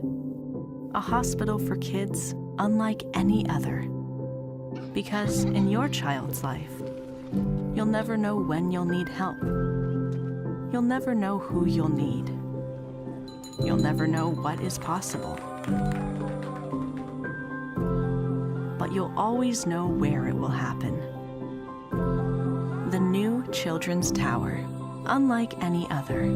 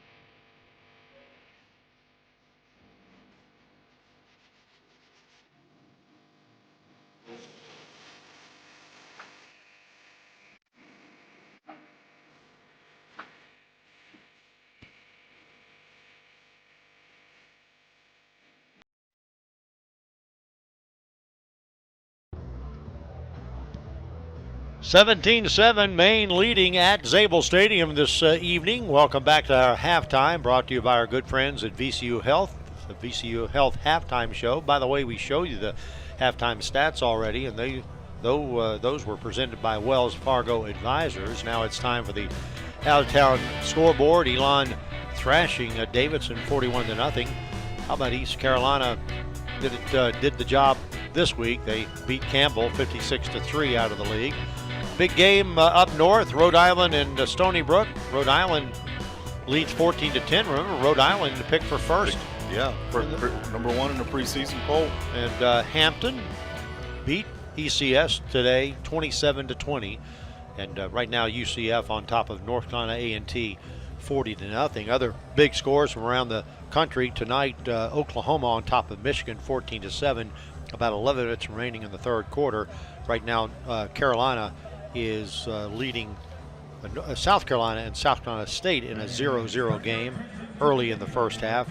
Alabama all over UL Monroe, Louisiana Monroe 42-0. That was the final score this afternoon.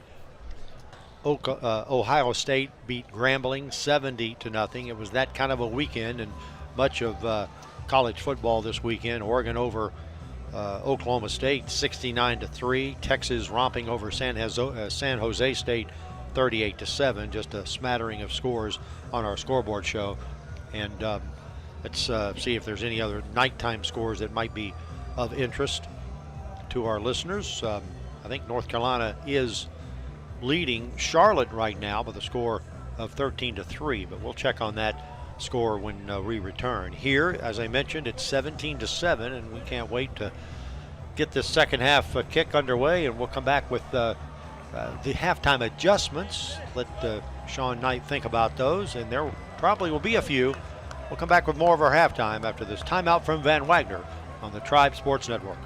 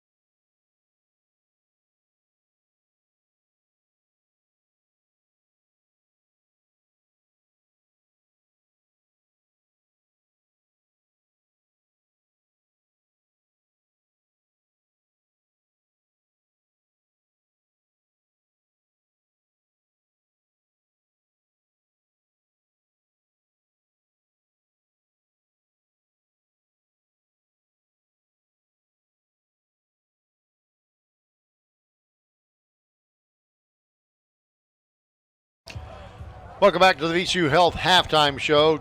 Concluding that scoreboard show, because we have some interesting scores that we did not pass along. North Carolina is leading Charlotte 17-3.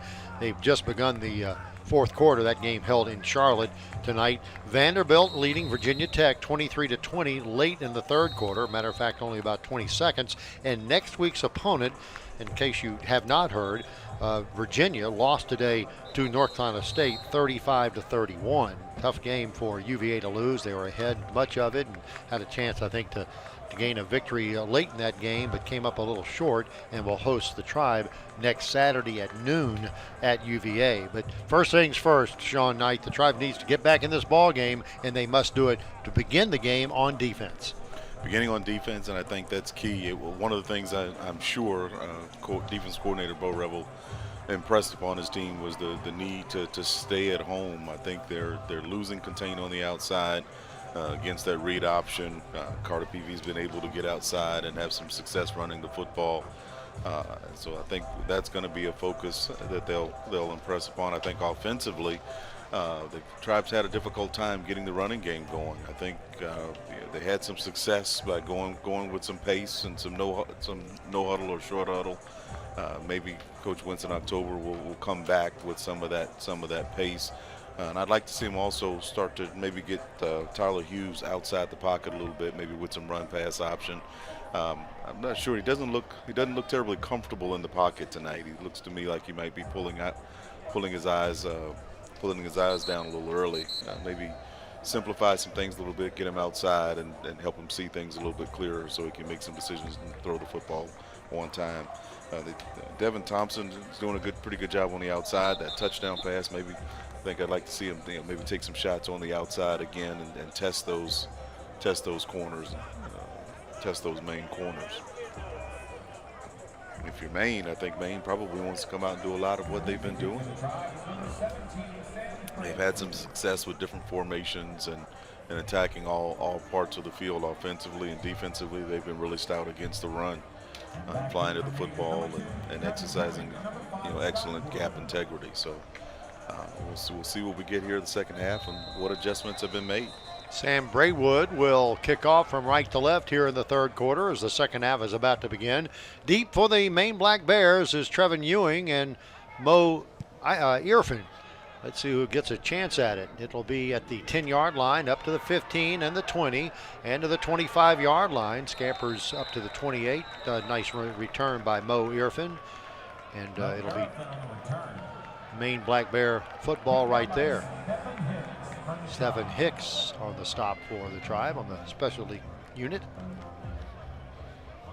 Tribe leads the series 9-8 coming into tonight's game. Won the first 5, and one of the early games was an unbelievable performance by the man to my left, the Hall of Famer Sean Knight, as the Tribe won 47-23 on November the 6th, 1993. Sean Knight threw 6 touchdown passes against these Maine Black Bears. Sean, you got any more in you tonight? I don't know that I have any more in me. If I do, they're all in my head. I assure you, the body's not ready to do it. Sincere Baines, the first run of the ball, first run of the second half, a 3-yard pickup. So, what do you remember about that evening? It was just a great day. I mean, those are some great teams I had the privilege of playing on, and just some really great teammates, great core receivers across the board, the likes of a Mike Tomlin and Terry Hammonds and Corey Ludwig, and just a really, really good group of players. Well, I could have thrown 6 touchdowns with those receivers. Oh, my gosh. The throw downfield complete to the 45-yard line. Mo Irfan makes a nice grab, and that'll move the chains for the Maine Black Bears to begin the third quarter. On a serious note, you're a Hall of Famer for a reason, and and I know I broadcast that game, Sean, and enjoyed the plane ride back home. It was a great game, a great day, just great experiences here playing for the Tribe. 1st and 10 at the right hash for the Black Bears to the 45-yard line, moving from left to right here in the third quarter. And there's Sincere Baines, who will get a little bit of a hole and march to the 50-yard line, a 5-yard pickup. Yeah, he only ran the football. Baines did 9 times in the first half. Do you think we'll see him a little bit more in the second half with this 10-point lead? I think a lot of that will depend on the Tribe. I think they'll run them, they'll flash them, and they'll see if the Tribe's going to make an adjustment to curtail the running by Carter Peavy.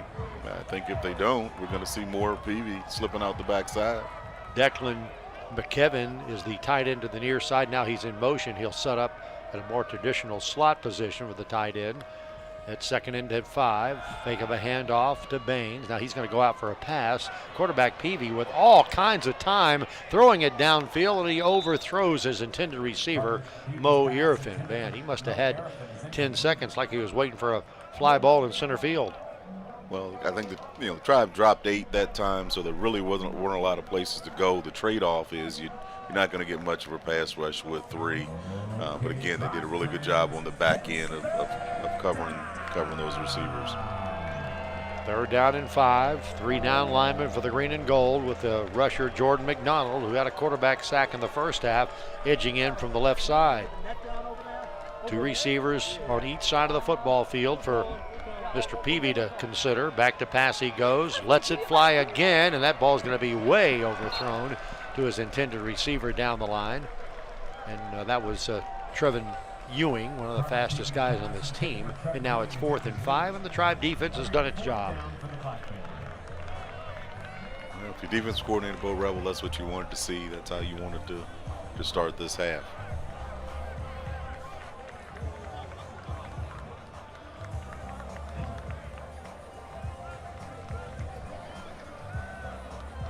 Well, let's see if the Tribe can get Carson Jenkins off to a flying start. There's a snap, and the ball is blocked. That is a clean block, and it's a free ball to pick up at the 25-yard line to the 20 and down to the 13-yard line. A huge play by the special teams, and the Tribe is in business. David Rowley, I believe, was the man that made the at least the pickup. And let's see who got the block on the Capitol awning replay in just a moment. But what a play to start this second half.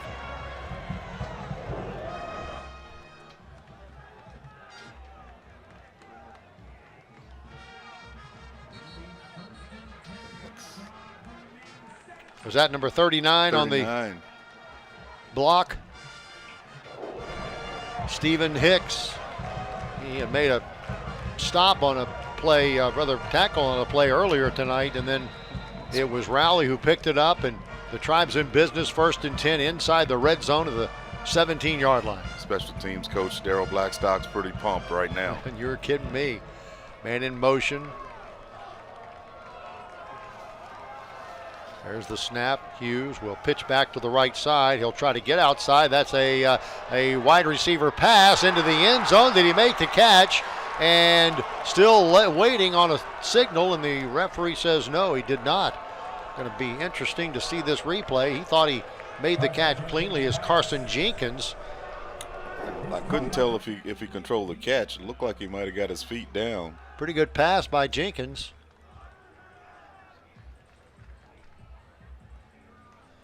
And that was number 86, Jackson Blee. And now I think they're going to look at it. It looks like he might have gotten control of the ball. Is under further review. His foot inside. Boy, if we can, I'm sure we'll see that again in just a moment. But well, I didn't see anything on at first blush, either live or on that replay, that would not indicate this was not a touchdown. But you know, they were closer than I was, obviously, or than all of us were, and we'll see how they rule it upon review. I like that call too, huh, by Winston October going for the juggler right after that big play on the by the special teams. Right after quick changes like that are great times for trick plays to take a shot at the end zone. Try. Here we go in slow-mo. Good camera view. The left foot, right foot is down. Now we can't see the ball. Is he juggling it? Can't see it from that angle. Now, okay, so the feet are definitely in bounds. It's just a question of whether they get a good look at the ball being juggled. See, this angle here, it looks like you get a pretty good angle that he's got control of it as his feet are still in bounds before he goes out. Mm-hmm. That's the best angle I've seen. Yep, and I'll have to use that and make a decision. I'm talking to Mike London, head coach Mike London, being told of what they're looking at and why. Tribe. Oh wow, we got a good look here. Sean, take it away. Yeah, so he does bobble it initially. His feet are in the air, but now when his feet come down, there he seems that he's got control of it there.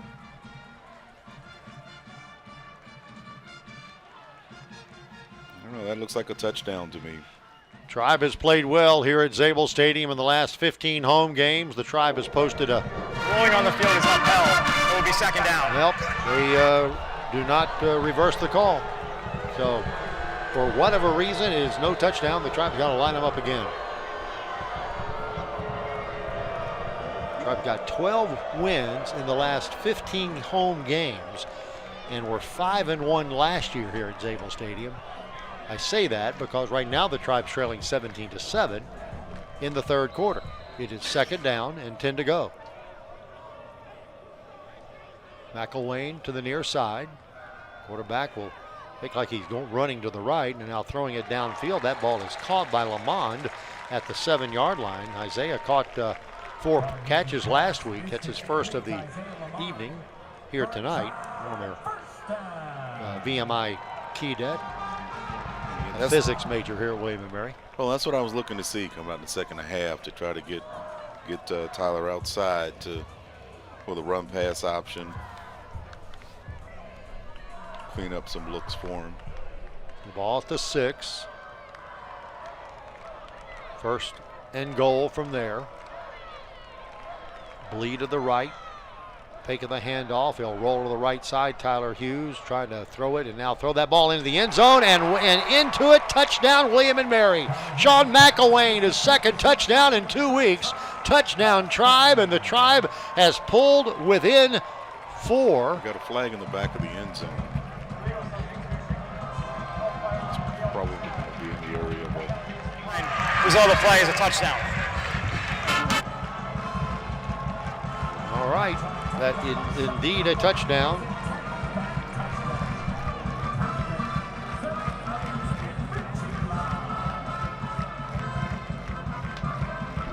And Keegan Shackford will attempt the extra point.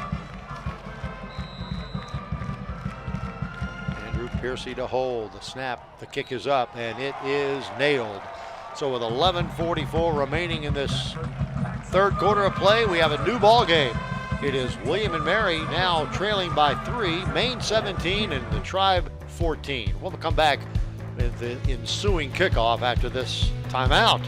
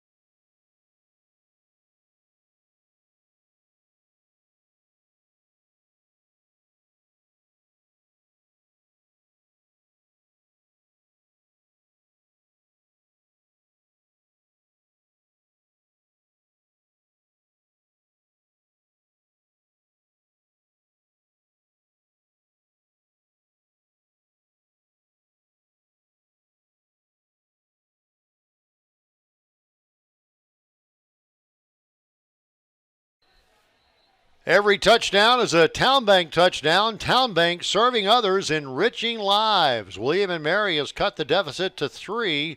Special teams coming to the forefront, and the Tribe offense taking over. Short field for the Tribe, and they took advantage. Well, again, talking with special teams coordinator Daryl Blackstock, he was really focused this week on tightening some things down and making some big plays in the kicking game and the special teams.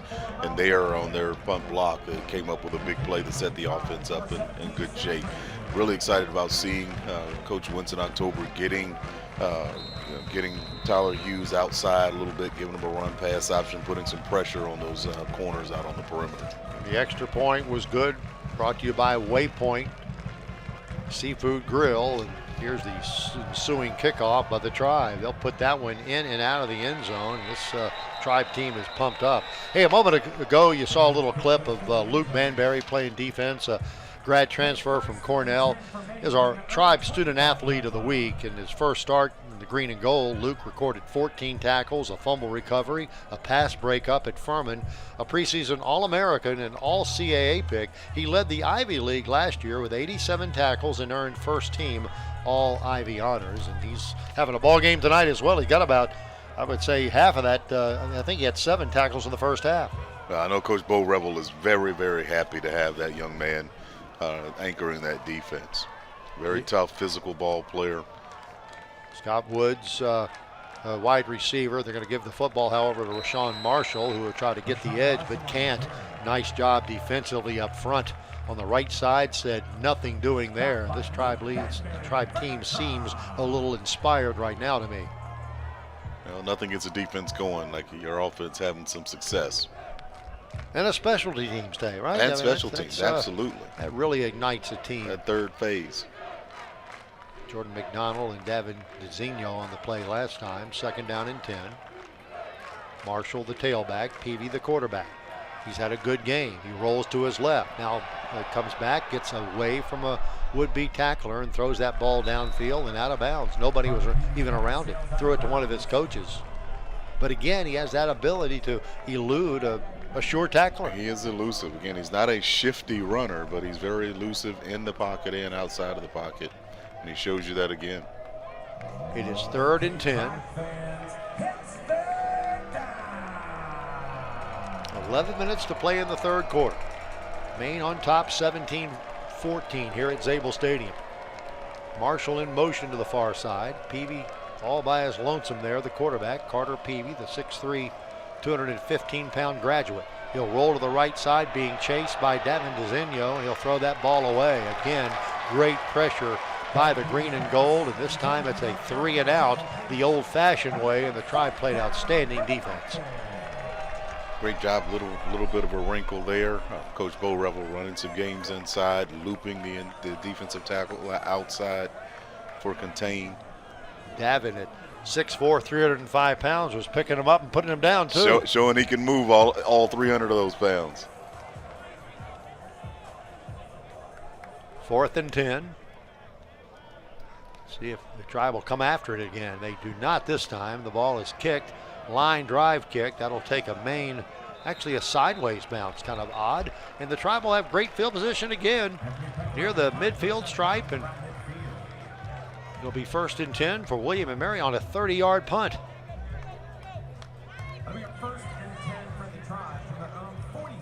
At the 45-yard line. So we'll flip the charts. Tribe offense on the field with a little longer field to go than their last time out. I think it was 27-yard. Still good field position to start a drive. Right hash, Tyler Hughes. One of his favorite hobbies is fishing. And he will, let's see, roll to his right and cast this one downfield, incomplete. 2nd and 10. Asked him earlier, okay, you're a fisherman. What do you fish for? Bass. Okay, good bass fishing in this area, the Chickahominy River, one of the best largemouth bass fishing spots in the country.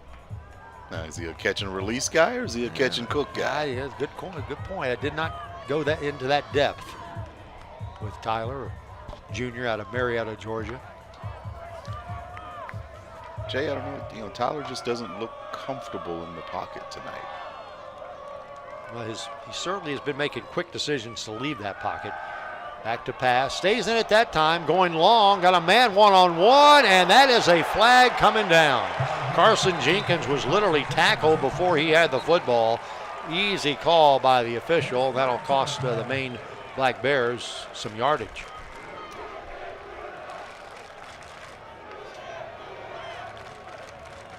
That was Braden Isaiah. All right. Pass interference. Defense, number 21. 15-yard penalty, automatic 1st down. So 15 yards will be marked off, and the Tribe will continue their march. See, excellent throw.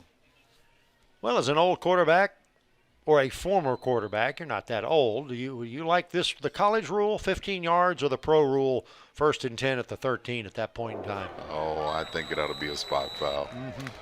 I think sometimes defenders get off easy that way. Rashad Raymond makes a 2-yard pickup on that occasion. I mean, the young man was complaining, but he literally, he made sure. Tackled him. Yeah, he made sure Carson Jenkins was not going to catch that football. 2nd down and 8. 2 receivers to the far side and 2 to the near. Back to pass, Tyler Hughes in the pocket once again. Stays there, flinging it over the middle. That ball is going to be incomplete.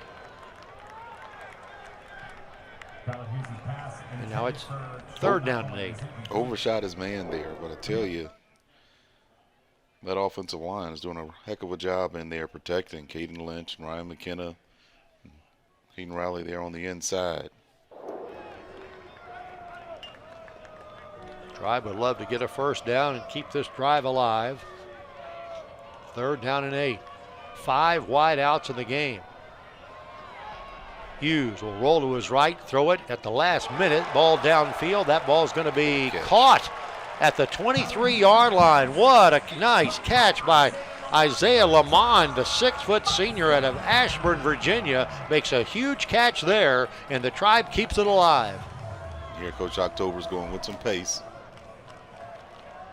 Hughes, the quarterback, with 4 wideouts to choose from. And he chooses the the running back, and he throws it to the right complete, but he's hit right at the line of scrimmage. No gain, Rashad Raymond. Capital awning replay here.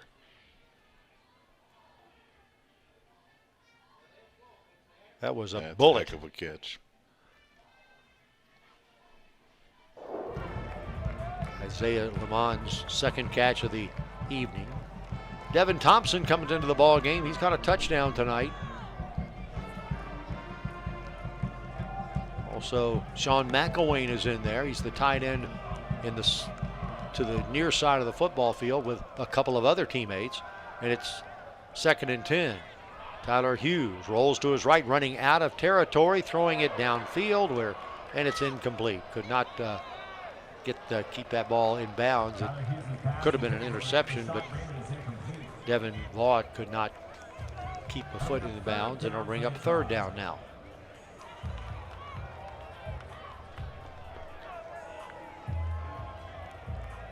All things being equal, would like to have seen him, if he's going to leave the pocket, to come to the side where he's got the bulk of his receivers.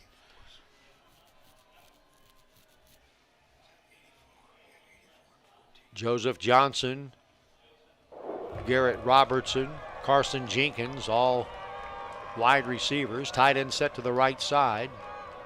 In motion is Rashad Raymond. They'll look over the middle with a completed pass. He's got a blocker downfield, and then something to the 10, at the 5. That is McElwain inside the 5-yard line and rushed out of bounds at the 2. 1st and goal to goal. Sean McElwain had a couple of blockers in front of him. I saw that play develop, Sean. You had to be proud of those guys for blocking downfield. Absolutely. To see guys blocking for each other like that, Rashad Raymond really gave that key block that sprung him for probably about another 12, 13 yards. Power formation. Quarterback will hand the football off on the right side. Diving forward. Did he get in? Touchdown, William & Mary. Touchdown, green and gold. That was Josh Miller, a sophomore running back from South Boston, Virginia, getting into the act, and the Tribe has taken their first lead of the ball game.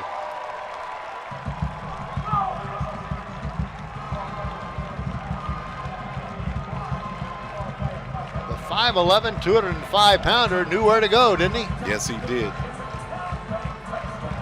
Got a crease, put his head down, lowered his shoulder pads, and plowed through. So Keegan Shackford will attempt the extra point.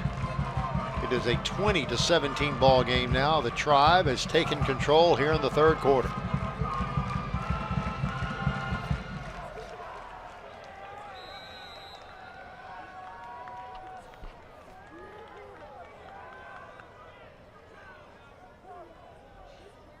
Snap is down, the kick is up, and it is good. Keegan Shackford 3 for 3. from the extra point range. Town Bank touchdown, Waypoint extra point. This is how it looks. Sean McElwain with a nice catch and run, and then Josh Miller with a cabinet off with a TD. Try for the lead. We'll be right back.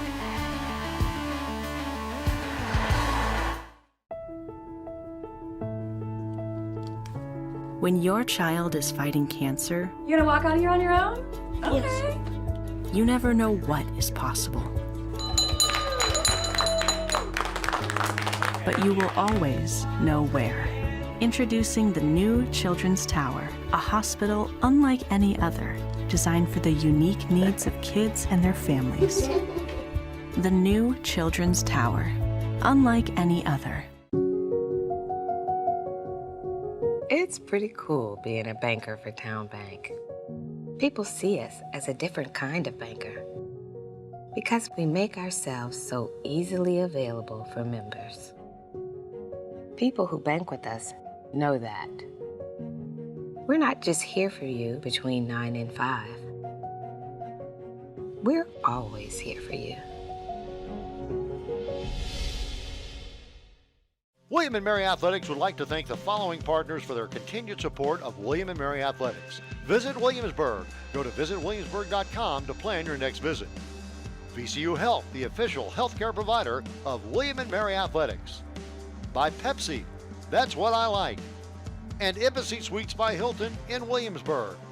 And by Waypoint Seafood and Grill. Season ticket members receive a free appetizer every home game weekend.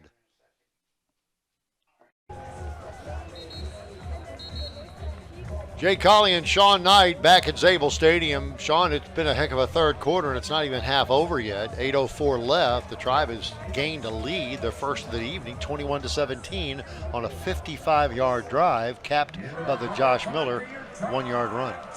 And all sparked by a big play on special teams, by the block punt. Right.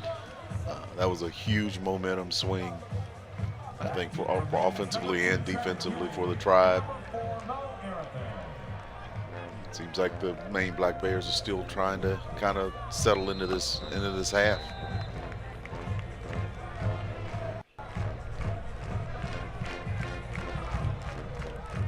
Here's Braidwood. Will kick it off from right to left. Left-footed kicker.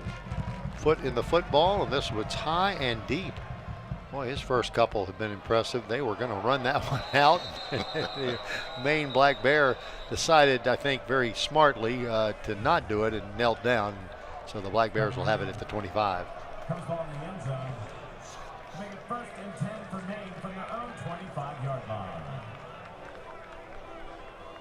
We've just gotten word that Ty Gordon is not number 9, but he's number 57 for some reason tonight. One of the reasons maybe why we haven't called Ty's number out. He changed his number. Let's see if he gets out there on this occasion. No, he's not out there right now. With the Tribe, Braden Bird is, Brady Eccles. A couple of youngsters getting some valuable playing time. Mo Irfin to the near side of the football field.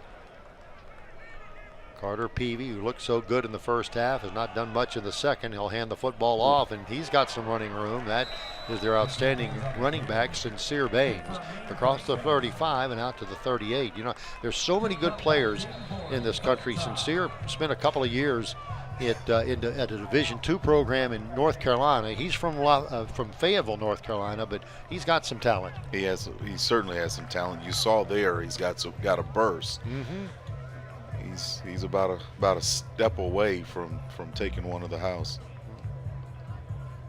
I think, you know, in this new era of football that we obviously are in, like it or not, Sean Knight, I think we're going to see more of that. Division II guys, you know, the Vanderbilt quarterback started in a junior college and then is getting an extra year of playing time. I think we're going to see more of that as the shuffling continues with the NIL era and thereabouts.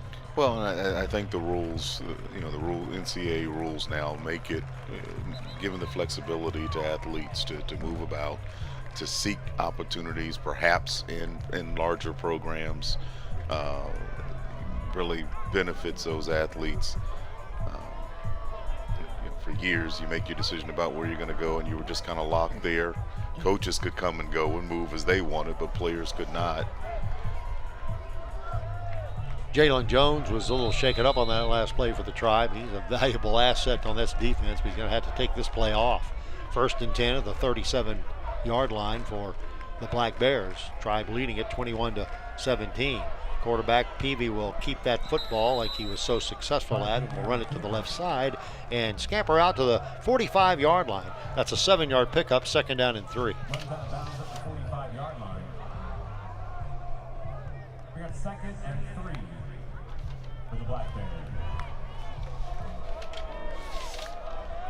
Peavy had 75 yards on the ground in the first half. He's careening towards 100 in this game. 2nd down and 3. Tight end set to the near side of the football field for the Black Bears. Quarterback will fake a handoff and roll to the right. Throws back to the man who makes the catch inside the 50 at the 49-yard line, and that'll move the chains as that tight end made the catch, Jack Kucera. Well-designed play, clearing out that side of the field and bringing the tight end back across. Yeah, had he not fallen down to make that catch, he had some running room. Had quite a bit of running room. Tribe caught a break there. 1st and 10 inside William & Mary territory at the 48-yard line. Peavy will hand the football off. That is Marshall. He'll reverse his choice and be decked at the 45-yard line after a 3-yard pickup. I saw Devin DeZinho. He was one of the guys that on the scene. Also, well, he's played a good game. Jaden Ratcliffe used his name a lot. Luke Manberry was around the ball as well.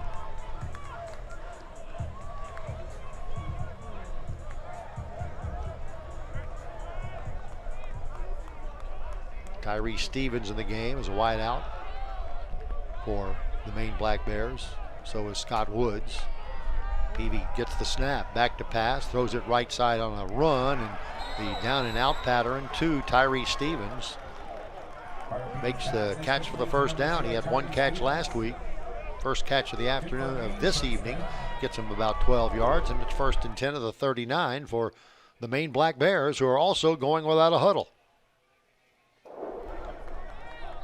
3 receivers to the far side of the football field, and right now an official blows the whistle. I don't see any flags. The previous play is under review. We'll probably try to make sure he actually got his foot down, inbounds, and controlled the catch. Well, this has been a rather long evening for Tribe fans. Here's another look at it. This game has been delayed twice because of lightning. Good shot by our camera crew, but there was a guy in the way. I didn't think it was that close, but I guess they want to make sure. Well, if the officials saw that play, it's going to be a catch because he saw nothing to negate what the call on the field was.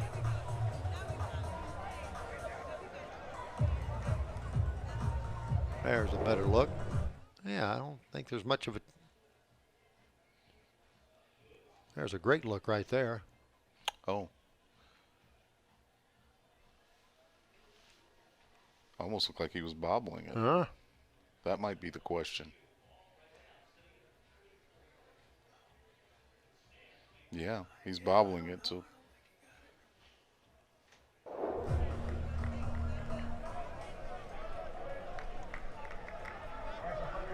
The ruling on the field is upheld. It would be 1st down. 1st down and 10. He was a catch at the 34-yard line. Tribe's had 1 sack tonight in the Food Line Feeds program. Sack to give back. Had a punt block. It didn't lead directly to a touchdown, but certainly felt like it. It gave the Tribe a 23-yard field to play in, and Josh Miller crossed the pay dirt. 1st and 10 at the 34-yard line with Maine now. Their turn to hit the spotlight. Handoff on the right side to Baines and down to the 31-yard line. The one thing we have not had interesting enough, are turnovers by either team. Is that accurate? Am I thinking correctly? If that's the case, I got a stat for you right now. Yeah, no turnovers by either team. No INTs. Since 2022, Maine is 0-15 when not forcing a turnover by the opposition. There's a handoff to Baines up the middle. He'll get a tough 3 inside the 30 down to the 27-yard line.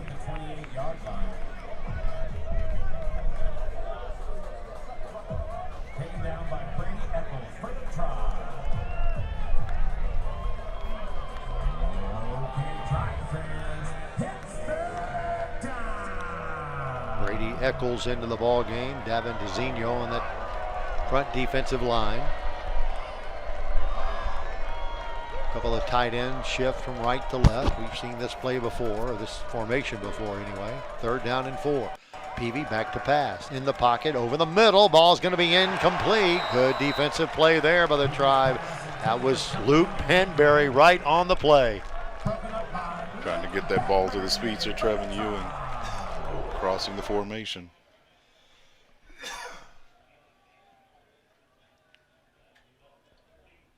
Penberry has been all over the field. He's wearing that headset where the coaches can talk to him, calling plays. And 4th and 4, and there's no field goal kicker out there for Maine right now. They're going for it. Tribe leading 21-17. Back to pass goes Peavy in the pocket, rolling out of the pocket, and they're chasing him. This time they contain him a little bit. Now stepping up in the pocket, and now dropped way back at the 45-yard line. This is exactly the move that you wanted to make, you called for in the first half. Sean Knight is big number 57 coming up with a play, and that's Ty Gordon, the aforementioned man who changed his number. Maintaining that contain, keeping him inside. Don't allow him to slip outside. Great job. Well, I'm not sure what is going on now. That should be just a turnover on down, shouldn't it?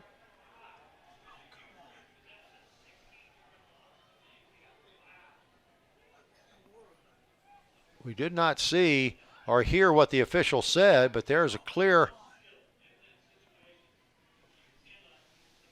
quarterback sack. But they're going to mark off a huge mark off, I believe, against the Tribe and give Maine back the football. Did you see a penalty? I did not see what the call was. Wow, what a huge call there that goes against William and Mary. 1st and 10. Peavy hands the football off to Baines. He's hit and dropped at the 17-yard line, maybe the 16-yard line, so a gain of couple. But Stuart Harrington III makes the stop, the 6'2 junior out of Bowie, Maryland. Huge turn of events there. I have no idea what the call was. We'll try to get a holding in the backfield, a defensive holding in the backfield. 2nd down and 8. Back to pass goes Peavy, looking left, throwing that way. He's got a man complete to Woods. He'll turn it upfield for a 1st down and then some, and be pushed out of bounds at the 6-yard line across the way. And that's 1st and goal for the Maine Black Bears. Boy, what a turn of events. The thing about holding in the defensive backfield, we didn't see a flag. 1st and goal for the 6-yard line. 3 receivers to the far side, one of those in motion. Tight end in the slot now. The quarterback gets the snap. He will keep it and run to the left side, and they sniff that one out very nicely and knocks him down with no gain.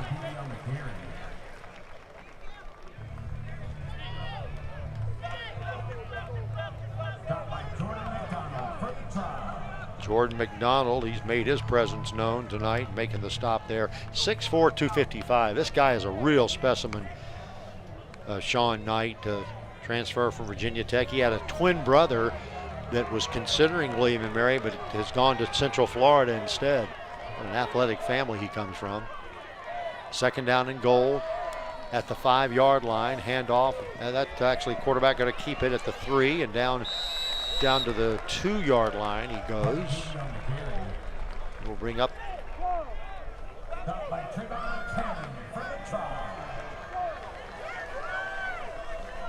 goal-to-goal situation. 3rd down and 2.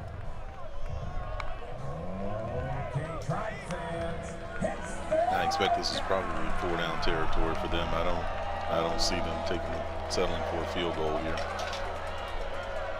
Well, they got 4 wideouts of the game on this 3rd and 2 situation. Now they got a outstanding running back beside Peavy. That's Sincere Baines. Peavy, short drop, and he'll loft it into the end zone, and that is Woods, and he hauls it in for the score.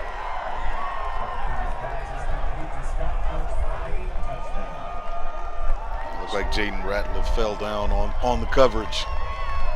Scott Woods makes the catch. Ball was floating away from him. Woods had to really had some concentration. Really good job of tracking that ball. Unfortunately for the Tribe, Jaden Ratliff fell down, got his feet tangled up on the coverage. And the Maine Black Bears have retaken the lead, 23-21. Extra point by Tremblay is up, and it is good. With 1:18 remaining in the 3rd quarter, it's now the Maine Black Bears 24 and William & Mary 21. Here's a good look by Peavy. Short drop going to the right side all the way. The defender fell down, and Woods hauls it in. Touchdown Maine. We have a timeout on the field with 1:18 left in the ball game. It is a now 24-21 affair. We'll keep it here. Sean, now the Tribe's turn to get back up momentum. Maine held the ball for quite some time. They held it for quite some time. Of course, that penalty defense was ready to come off the field. Yeah, how difficult is that for a defensive unit that really made a quarterback sack? You're all excited, and then all of a sudden, out of the blue, flag comes down, and you're called. Gives the not only the Maine Black Bears new life, but gives them great field position on a 1st and 10. You can take a little wind out of your sails, but that's one of those situations where your leaders have got to keep your teammates focused on the next play. Yep. Short memory, right? Here's the kick. And it's going to go to Whitelaw at the 6-yard line, 10, straight up field of the 15, across the 25 he goes, and that's where the Tribe will take it over. Jordan Whitelaw out of Lynchburg, Virginia, freshman, Brookville High School in Lynchburg. Lynchburg's been a great city for Tribe athletes over the years. A lot of good talent there in that greater Lynchburg area.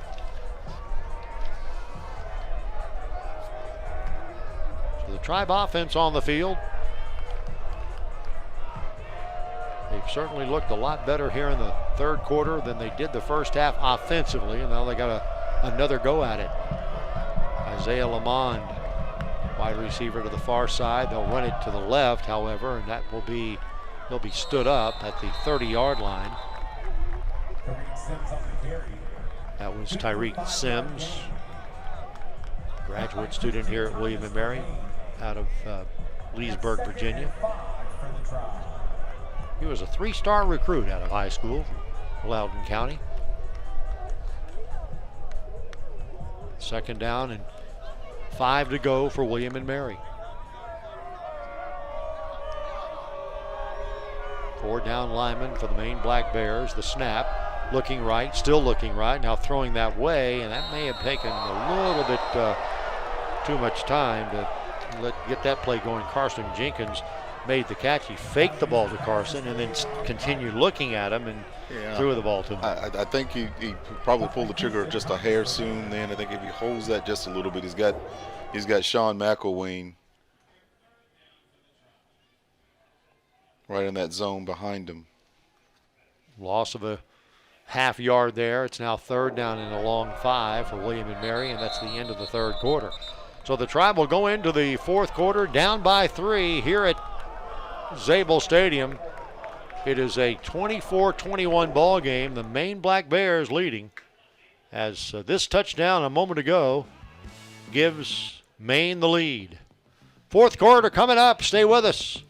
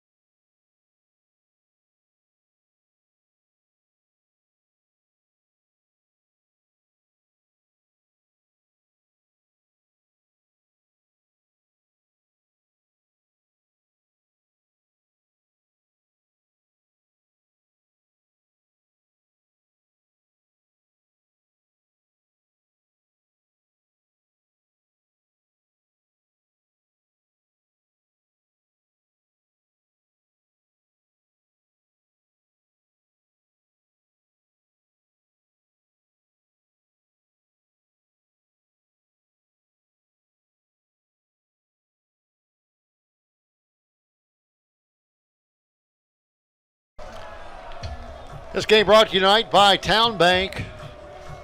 Serving others, enriching lives. We go to the fourth quarter with Jay Colley and Sean Knight up here in the booth, welcoming you to the telecast on Masson and FloCollege tonight. It's been a long evening, but right now we got an exciting game for you with 15 minutes to play and the Tribe down by 3. Back to pass goes Tyson, right, and he'll throw out to the right side complete, and Ty has a first down, passing that ball to Tyreek Sims out of the backfield. So a nice play to begin the fourth quarter there. It's Ty Hughes found Tyreek out of the backfield for the first down. Again, high percentage throw coming right out of the quarter break. Where Christian Thomas has had a night. He's got 10 tackles already and 1.5 sacks for the Maine Black Bears through 3 quarters. Luke Manberry leads all tacklers with 12 for the Tribe. He's had another outstanding game. Pitch back, handoff, reverse, and a reverse flea flicker. It's on the ground and at the 28-yard line. A little too cute there. It had just blown up. The Maine Black Bears were in the backfield.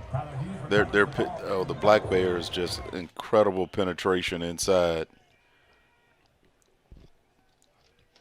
Lucky thing, the Tribe did not lose that football. They did lose, however, 10 yards. 2nd and 20. Yeah, that was just really excellent team defense.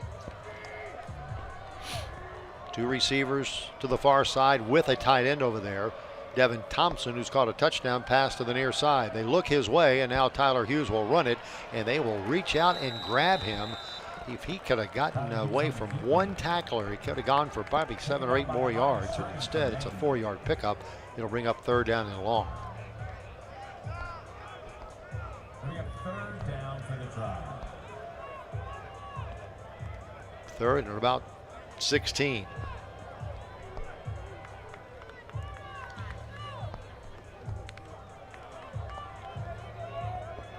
Tyler, he just doesn't look comfortable in the pocket to me. It looks like he's pulling it down a hair soon.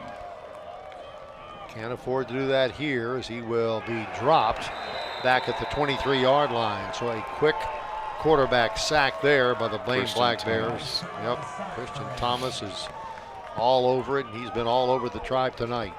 Hello, he was all CAA candidate. And he certainly is off to a great start this year. He's playing like it. Actually, he 92. was late, yeah. Elias Sherman made the stop.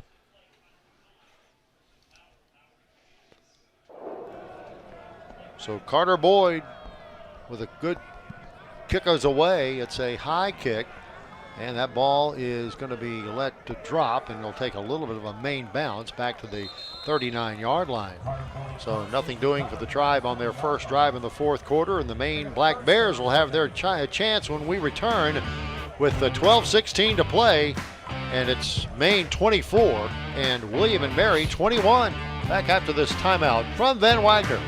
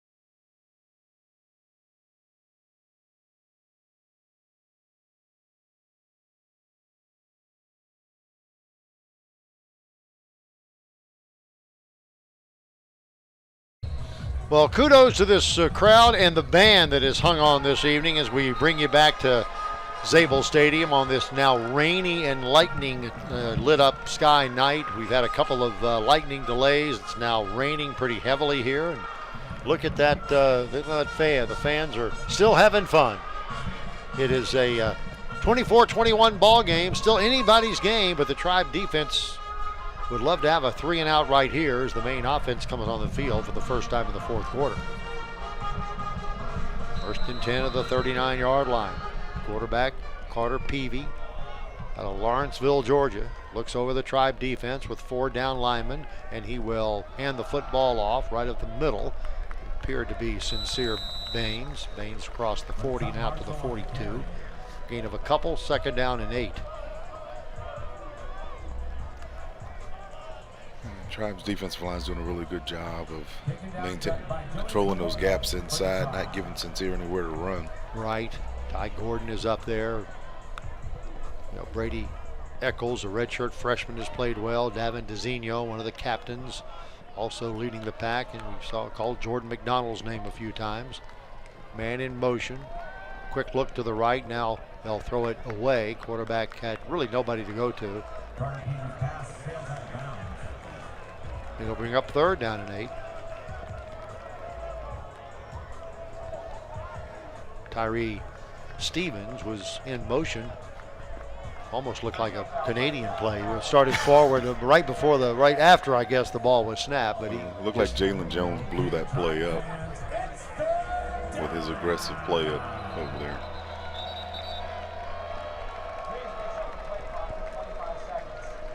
And the referee wants to come in and stop play again. Not sure what that's all about. Let's go again, Tribe fans. It's third down. Tribe corners are really pressing the wide receivers over here, aren't they? Third down and 8. Got one high safety. Quarterback Peavy doesn't like the defense. Now he'll stand up and look over to his coaching staff for maybe another play call.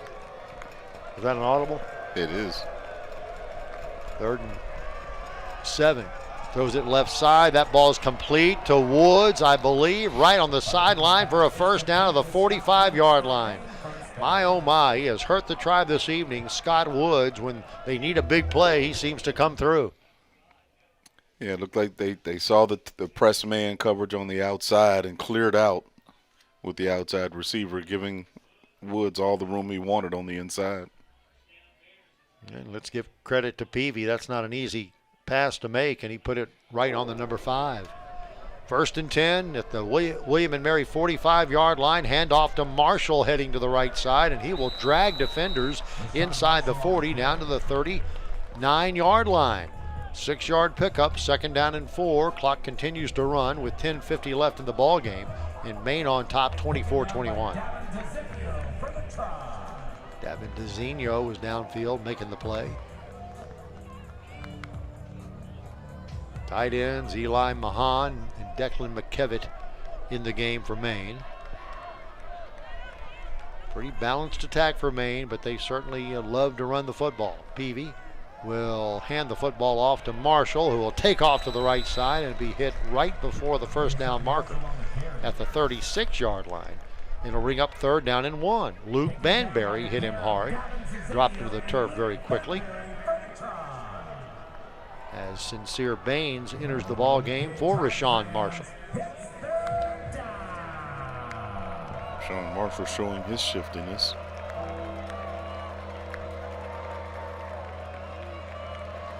No Irfin to the near side of the football field. Now he's in motion. The handoff is given to Sincere Baines, who easily picks up the first down, and down to the 30 he rolls. 6-yard pickup by Sincere Baines. They're having an outstanding game on the ground, are the Maine Black Bears. Yeah, they're really gaining some momentum. They're blocking really well at the point of attack. Through 3 quarters, they had 173 yards on 34 carries, and they probably have near 200 yards on the ground right now. Mo Irfin, a wide receiver to the near side. Quarterback Peavy will hand the football off to the left, who's got a big opening at the 20-yard line, cuts it downfield, and inside the 10 he goes and runs out of bounds at the 7.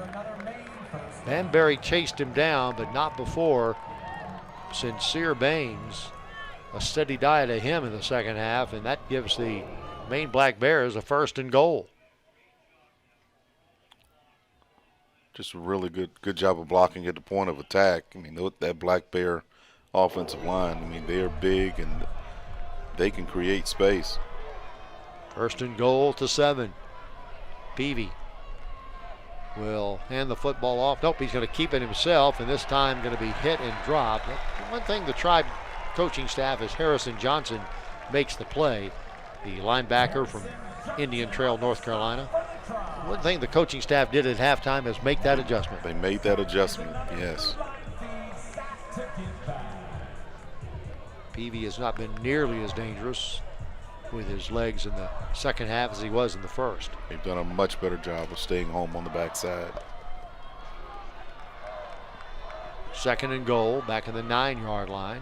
Peavy with the clap of his hands now will run the football himself. He'll try to get the edge. He's got the 5. No, he did not get the 5. He got the run out of bounds by Harrison Johnson at the 6. Johnson, only a sophomore, played as a true freshman last year, played in all 12 games, as a matter of fact. Had 6 tackles and a sack versus Richmond. Only a sophomore, but one of the things that the coaching staff has done a really good job of is playing young players, getting them valuable experience early. Third down and 5. Man in motion, that's Irfin. Peavy back to pass, looking left, looking right, chased out of the pocket, and now got to throw that ball away. What a nice effort by the Tribe defense. Got a pass interference out there. He grabbed him and he didn't have to. Oh my. I saw that defender, the wide receiver, go down. I did not see how he went down. But yeah, the quarterback was... Pass interference. Number 2, Automatic first down. Jalen Jones, the All-American, is charged with pass interference on a ball that was very frankly uncatchable. But he did tackle him. Uncharacteristic error by Jalen. So another great defensive play by the Tribe goes awry as a penalty is called. Second one of the ball game.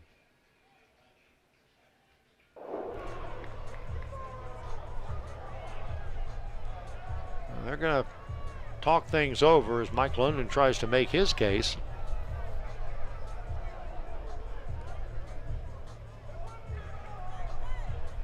After discussion on the field, the ball did not cross the line of scrimmage. By rule, we cannot have defensive pass interference. It will be third down.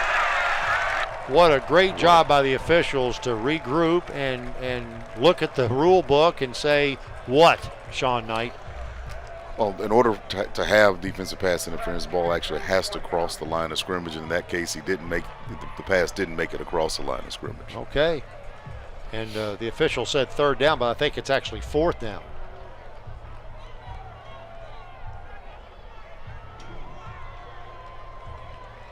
And goal from the 5-yard line. They'll send in the place kicker, Samuel Tremblay. But no, again, good point though, Jake. Good job with the officials coming together and getting the call right. This is a 27-yarder. He missed a 35-yarder last week. Samuel Tremblay, high snap. The kick is up, and it is good. So he comes through, but the Tribe's still in this one. 7:09 left in the football game, down by a score. The score is Maine 27 and William and Mary 21 with 7:09 to play. We'll keep it here on this occasion, and tell you this game is presented by Visit Williamsburg. For things to do, places to stay, and where to eat on your next trip to Williamsburg and the Historic Triangle, go to visitwilliamsburg.com. As the nation embarks on the 250th birthday next year, you know, Williamsburg and the Historic Triangle is going to be the place to be, and a great way to start your vacation is visit visitwilliamsburg.com. And they can give you a lot of info. Well, and there's just a tremendous amount of history right here in this area. Again, that historic triangle, the hospitality community here, all of Williamsburg. Just a wonderful place to spend some time, to visit, to learn, to shop, to vacation. As a government major, you must have really enjoyed going to William & Mary. It's where it began. I absolutely did. Just such rich history here. There's the kick, and that ball will bounce out of bounds right before the pylon to the left side. A little bit of a break, we'll take it, and William & Mary will start this drive in decent field position. Free kick out of bounds. Kicking team, number 40. The ball will be placed at the 35-yard line. First down. So 7:09 left. You don't feel like this incredible pressure to score on this drive, but certainly you got to get something going, if nothing else, to set up good field position on what may be the last drive, looking ahead. But obviously, if you're a Tribe fan, you wanted to take this 65 yards and take the lead. Well, I think considering how proficient Maine has been offensively, you really want to get some points out of this drive. There's a handoff up the middle with some good running room. Boy, he's still on his feet and may have powered forward to the first down at the 45-yard line. He did. 1st and 10 with hard driving, hard running. Rashad Raymond from Simonson High School in Newark, New Jersey. 1st and 10, William and Mary. Again, Rashad with the football up the middle. And he will be tripped up and falls forward at the 50. So a quick 5 yards on that play, and it's 2nd down and 5. Good tough running, getting in there behind Ryan McKenna, Hayden Riley, Caden Lynch, Cameron Fry, Greg Klingensmith. Those guys are doing a really good job up front tonight. Jack Armstrong is their coach. Jack played wide receiver here. He's also coached to tight ends, and this year moved to offensive line coach. Second down, 5 to go. Two receivers to the far side. Fake of the handoff. Tyler back to pass, looking left. Now has some running room. He's going to get away from the tackler. He does. Now scampers to the right side. Gets a great move of the 40 inside the 30 all the way down to the 26-yard line. Mr. Official, move those chains. Tyler Hughes showing what he's made of late in the fourth quarter. Jay, that's just a spectacular effort by that young man.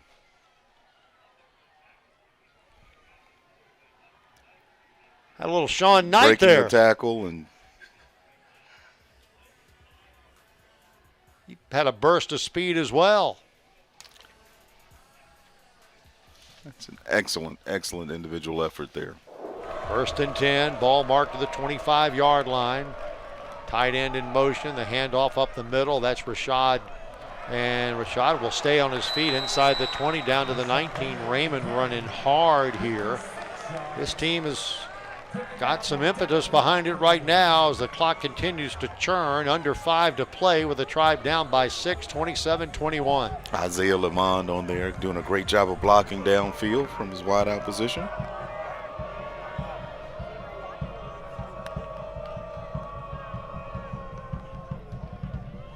Tyler Hughes looking over his coaching staff for the play call. Rashad Raymond is the tailback alongside, and he will get the football on the left side, and he'll be hit and dropped by a man I've said several times tonight, Elias Sherman, 6'1", 290-pound sophomore out of Tulsa, Oklahoma, has been in the huddle a few times for William & Mary. Well, he's a tough block. You know, he's got that low center of gravity. He's very strong. Very strong lower half, very difficult to block. Sean McElwain into the game. He's got a touchdown pass tonight, caught one last week as well.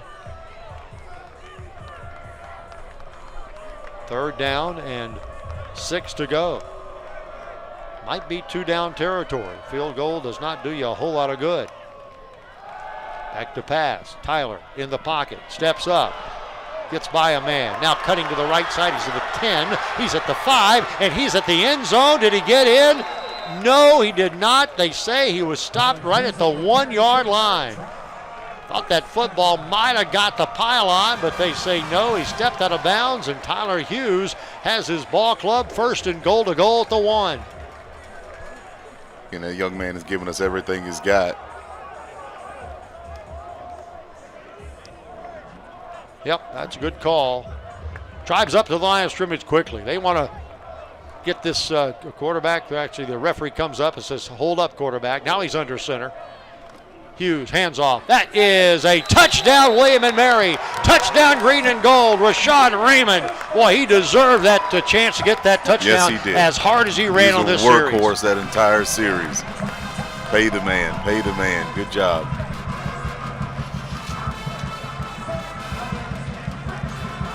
Rashad Raymond with his 8th touchdown of his career, his first in a green and gold uniform, and the Tribe got a chance to take the lead with this extra point.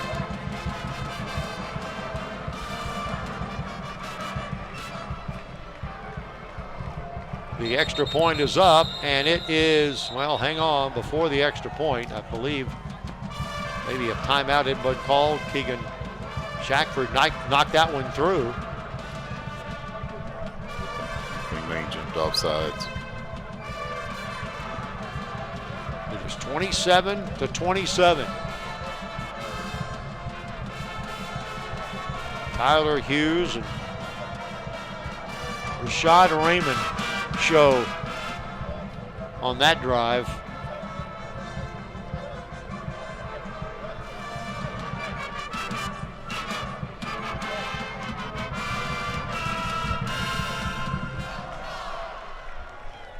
Band having a good time here at Zabel Stadium. Offside. Defense, number 45, moved into the neutral zone and caused an offensive player to react. We'll replay the try. So they'll replay the try.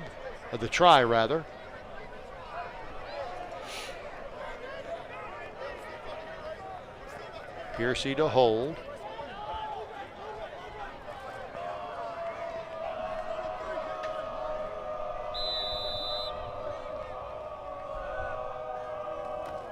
High snap, the kick is up, and it is good by Keegan Shackford. Pressure kick there. Very impressive drive by the Tribe. Town Bank touchdown, Rashad Raymond.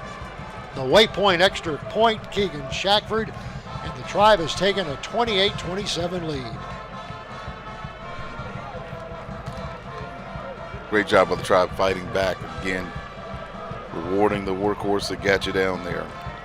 Rashad Raymond, great job finishing the drive.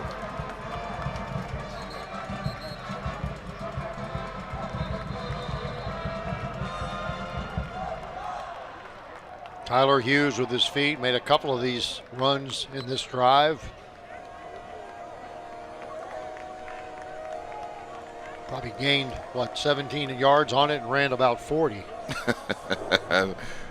One side to the other. So the Tribe has the lead, 28-27. It's their second lead of the ball game, Sean. And this one comes with just 3:11 left. Now it's up to that Tribe defense to hold.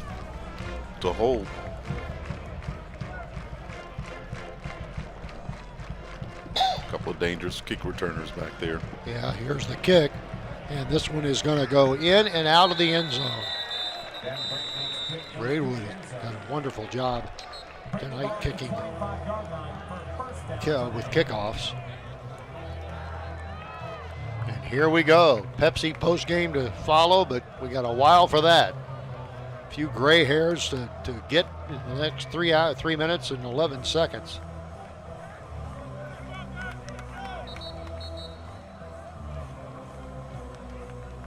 Expect Beebe to run a lot on this drive, call his own number. I expect him to call his own number. I expect him to try to work some high lows, working the football to Scott Woods underneath, and then probably try to sneak a shot at some point to their speedster, Trevin Ewing. And he's going to keep it himself. He's got 7, 8, 9 yards, and I think he got a first down to the 35-yard line. Clock will run until that 2-minute warning, then it'll stop on first downs. Actually, you know what? He may have. They do give him the first down of the 35. He slid. I thought maybe they would bring him back a pace, but it is a 1st and 10 for Maine. Tight end way out to the near side of the football field. 2 receivers to the other way. Back to pass goes Peavy. He'll roll to the left side and now throw it downfield. That ball's tipped in the air, and it's going to be intercepted at the 48-yard line. William and Mary's Aiden Ryan coming up with that catch. The interception for the Tribe. And let me make sure it was, it might have been Jalen. I didn't see who got their hand on that ball. That was a great play. We're going to see it again. It might have been Jalen Jones. All-American. Jalen comes up with the pick. I can't. It was Banbury, Luke Banbury. Wow. That is a computer concepts turnover. Oh my goodness. The ground he covered to get out in that zone and make a play on that football. Just incredible. Tribe with it. Handoff. That is Rashad Raymond straight up the middle, inside the 50 and down to the 45-yard line.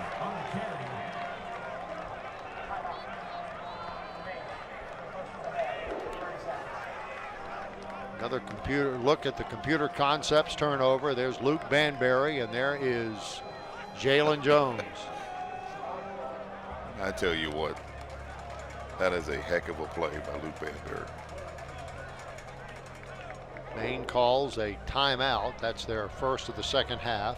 They'll have the 2-minute timeout to deal with as well. And so they've got time to certainly get that ball back unless the Tribe can get a couple of more first downs. William and Mary on top, 28-27 on a thrilling, lightning delayed football game here in Williamsburg, Virginia on this Saturday night.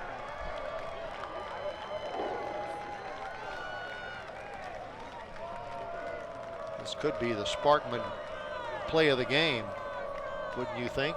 That's a huge play. Because he had his receiver. You know, that's a huge play. Here's the play. Here's the next play, and that's going to be Rashad Raymond. He will try to dig for a first down. He's pushed inside the 40, and they give him a first down. Another outstanding run by Rashad Raymond, and that time he was pushed by some of the big guys around him, and another timeout called by Maine. See, Rashad, he is putting in some good work. That coaching staff, those players are so fired up right now. Been a seesaw battle. There's been some emotions up and down with the rain, with the delays, but the Tribe. I'll tell you what, no one's more fired up right now than those big guys up front. This is a situation offensive linemen love to be in, an opportunity to grind it out and run down the clock.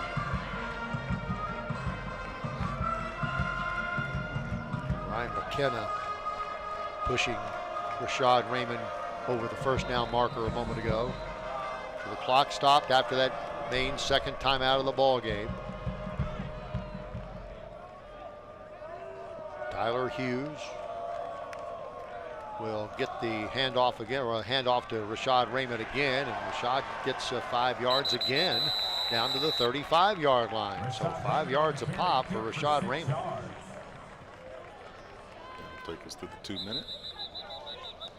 And it does indeed. A couple of big plays in the last minute or two of action here at Zabel Stadium, and both have gone the Tribe's way. Touchdown there by Rashad Raymond, and then the big pick giving the ball back to the Tribe. William & Mary with the lead, 2 minutes to play, 28-27. We shall return after this timeout.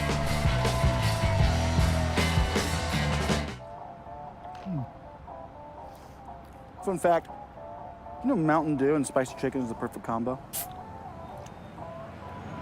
Does it look like I don't know that? Okay. Didn't mean to ruffle your feathers. You know, we both did the employee training, Gary. Okay, don't jump down my beak.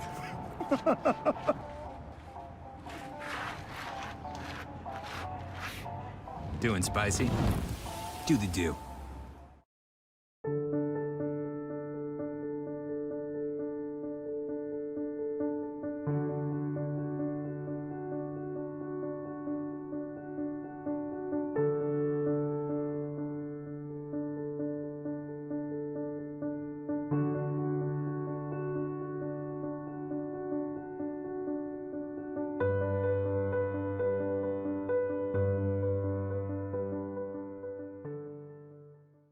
What's up, everyone? It's Tyler Hughes. Thank you for watching Tribe Football and Tribe Sports Network.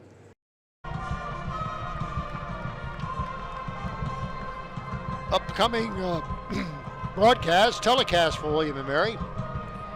Charleston Southern coming to town in 2 weeks. For those of you who listen to the games on the road, next game for the Tribe actually is this coming Saturday at UVA, a noon start at UVA, and then a 3:30 game 2 weeks from tonight versus Charleston Southern right here. That'll be our next game on FloCollege in Masson. Hope you'll join us here at Zabel Stadium if you can. You know, I just checked the stats. Tyler Hughes has 73 yards and Rashad Raymond 61 net yards, but it feels more like 173 and 161, doesn't it? It really does, particularly the timing of it. Those two young men really putting their offense on their backs. Second down and 4.5 for William & Mary. They can get this first down, it might be all over but the shouting.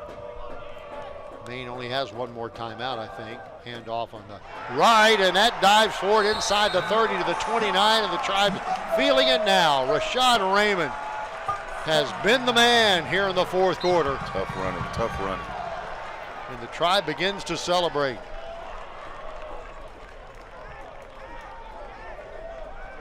Maine fought valiantly and fought hard. They had a good game plan tonight.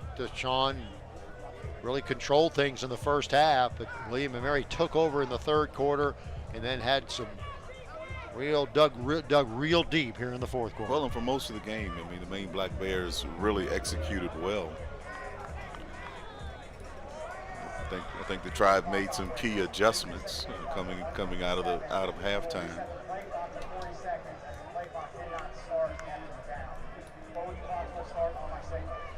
I'm not sure what the official was saying there. Something There about was the something clock. about the clock. Yep. Didn't start on the ready.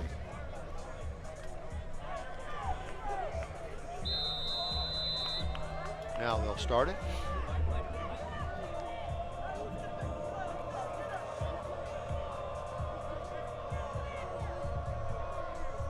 Well, it will be a huge win for William and Mary to get that first victory of the year, with Virginia on the horizon and then Charleston Southern in town 2 weeks hence. But a league game, you can't emphasize the importance of getting off to a 1-0 start in this Coastal Athletic Association. The final year for William and Mary in it. 1st and 10, handoff. They're trying to rip that ball away from the running back. And now Maine calls their final timeout, I do believe. Well, big week for Tribe fans. If you're a Tribe football fan, you're welcome to come to the quarterback club on Monday night, 6:30 gather. Coach Mike London comes with the players of the week at around 7 o'clock. It's at Corey's Restaurant on Richmond Road here in Williamsburg.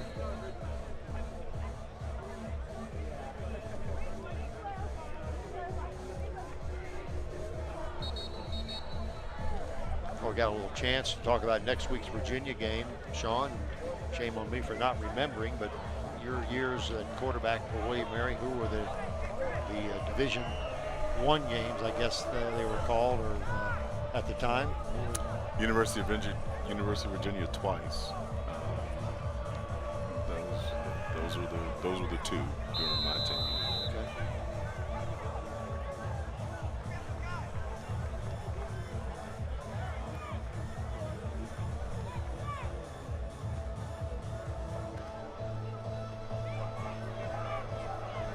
And now the Tribe will go into victory formation. This is one of those you practice and hope you get to run. The preferred formation of offenses everywhere. Tyler Hughes will kneel down. I think he'll just need to kneel down one more time, and this game will be over. We'll head to the Pepsi postgame show in just a few minutes. I'll tell you what, I was thinking about that Sparkman play of the game. Steve Sparkman sponsoring that play of the game that we'll see in the postgame.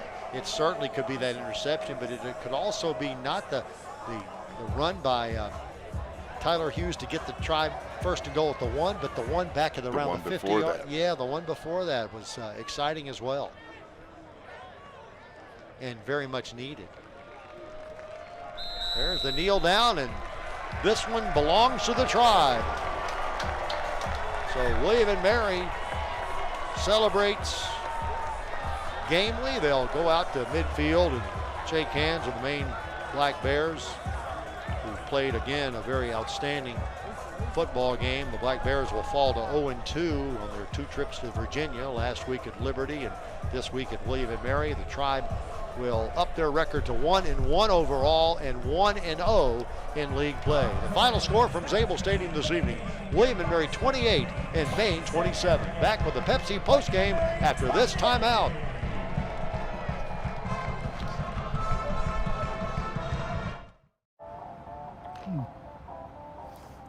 Fun fact, you know Mountain Dew and spicy chicken is the perfect combo? Does it look like I don't know that? Okay. Didn't mean to ruffle your feathers. You know, we both did the employee training, Gary. Okay, don't jump down my beak.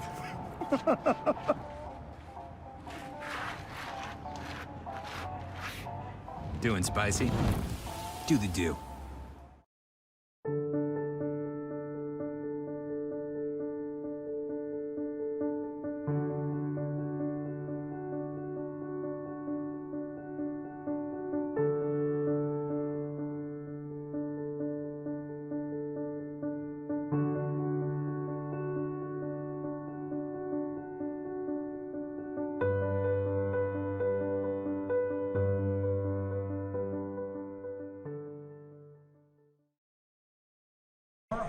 he said tired.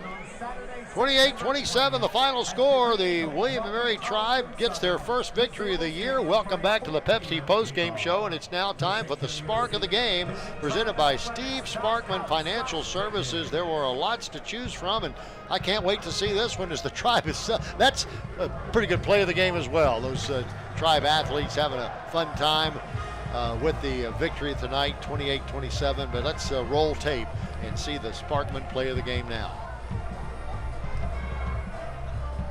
Tyler Hughes is the player of the game, and with his feet, with his throwing ability, and with his intellect, but he had some big runs tonight, Sean. Yes, he did. Yes, he did. And he made some good decisions, too, that don't necessarily show up on the stat sheet. Throwing the ball away at times and not forcing bad situations, and coming up big down the stretch when his team really needed him to. Devin Thompson with his first touchdown catch of his career as a Tribe player, and William & Mary wins this one 28-27. Congratulations to Tyler Hughes. By the way, a couple of sacks, Food Line feeds, 2,000 meals given away, donated to our neighbors in need, courtesy of Food Line. Our thanks tonight to Telemedia and sponsors Town Bank and visitwilliamsburg.com. For Sean Knight, this is Jay Colley. The final score, once again, from Zabel Stadium, William & Mary 28 and Maine 27. Until next time from Zabel Stadium in Williamsburg, good night, everyone.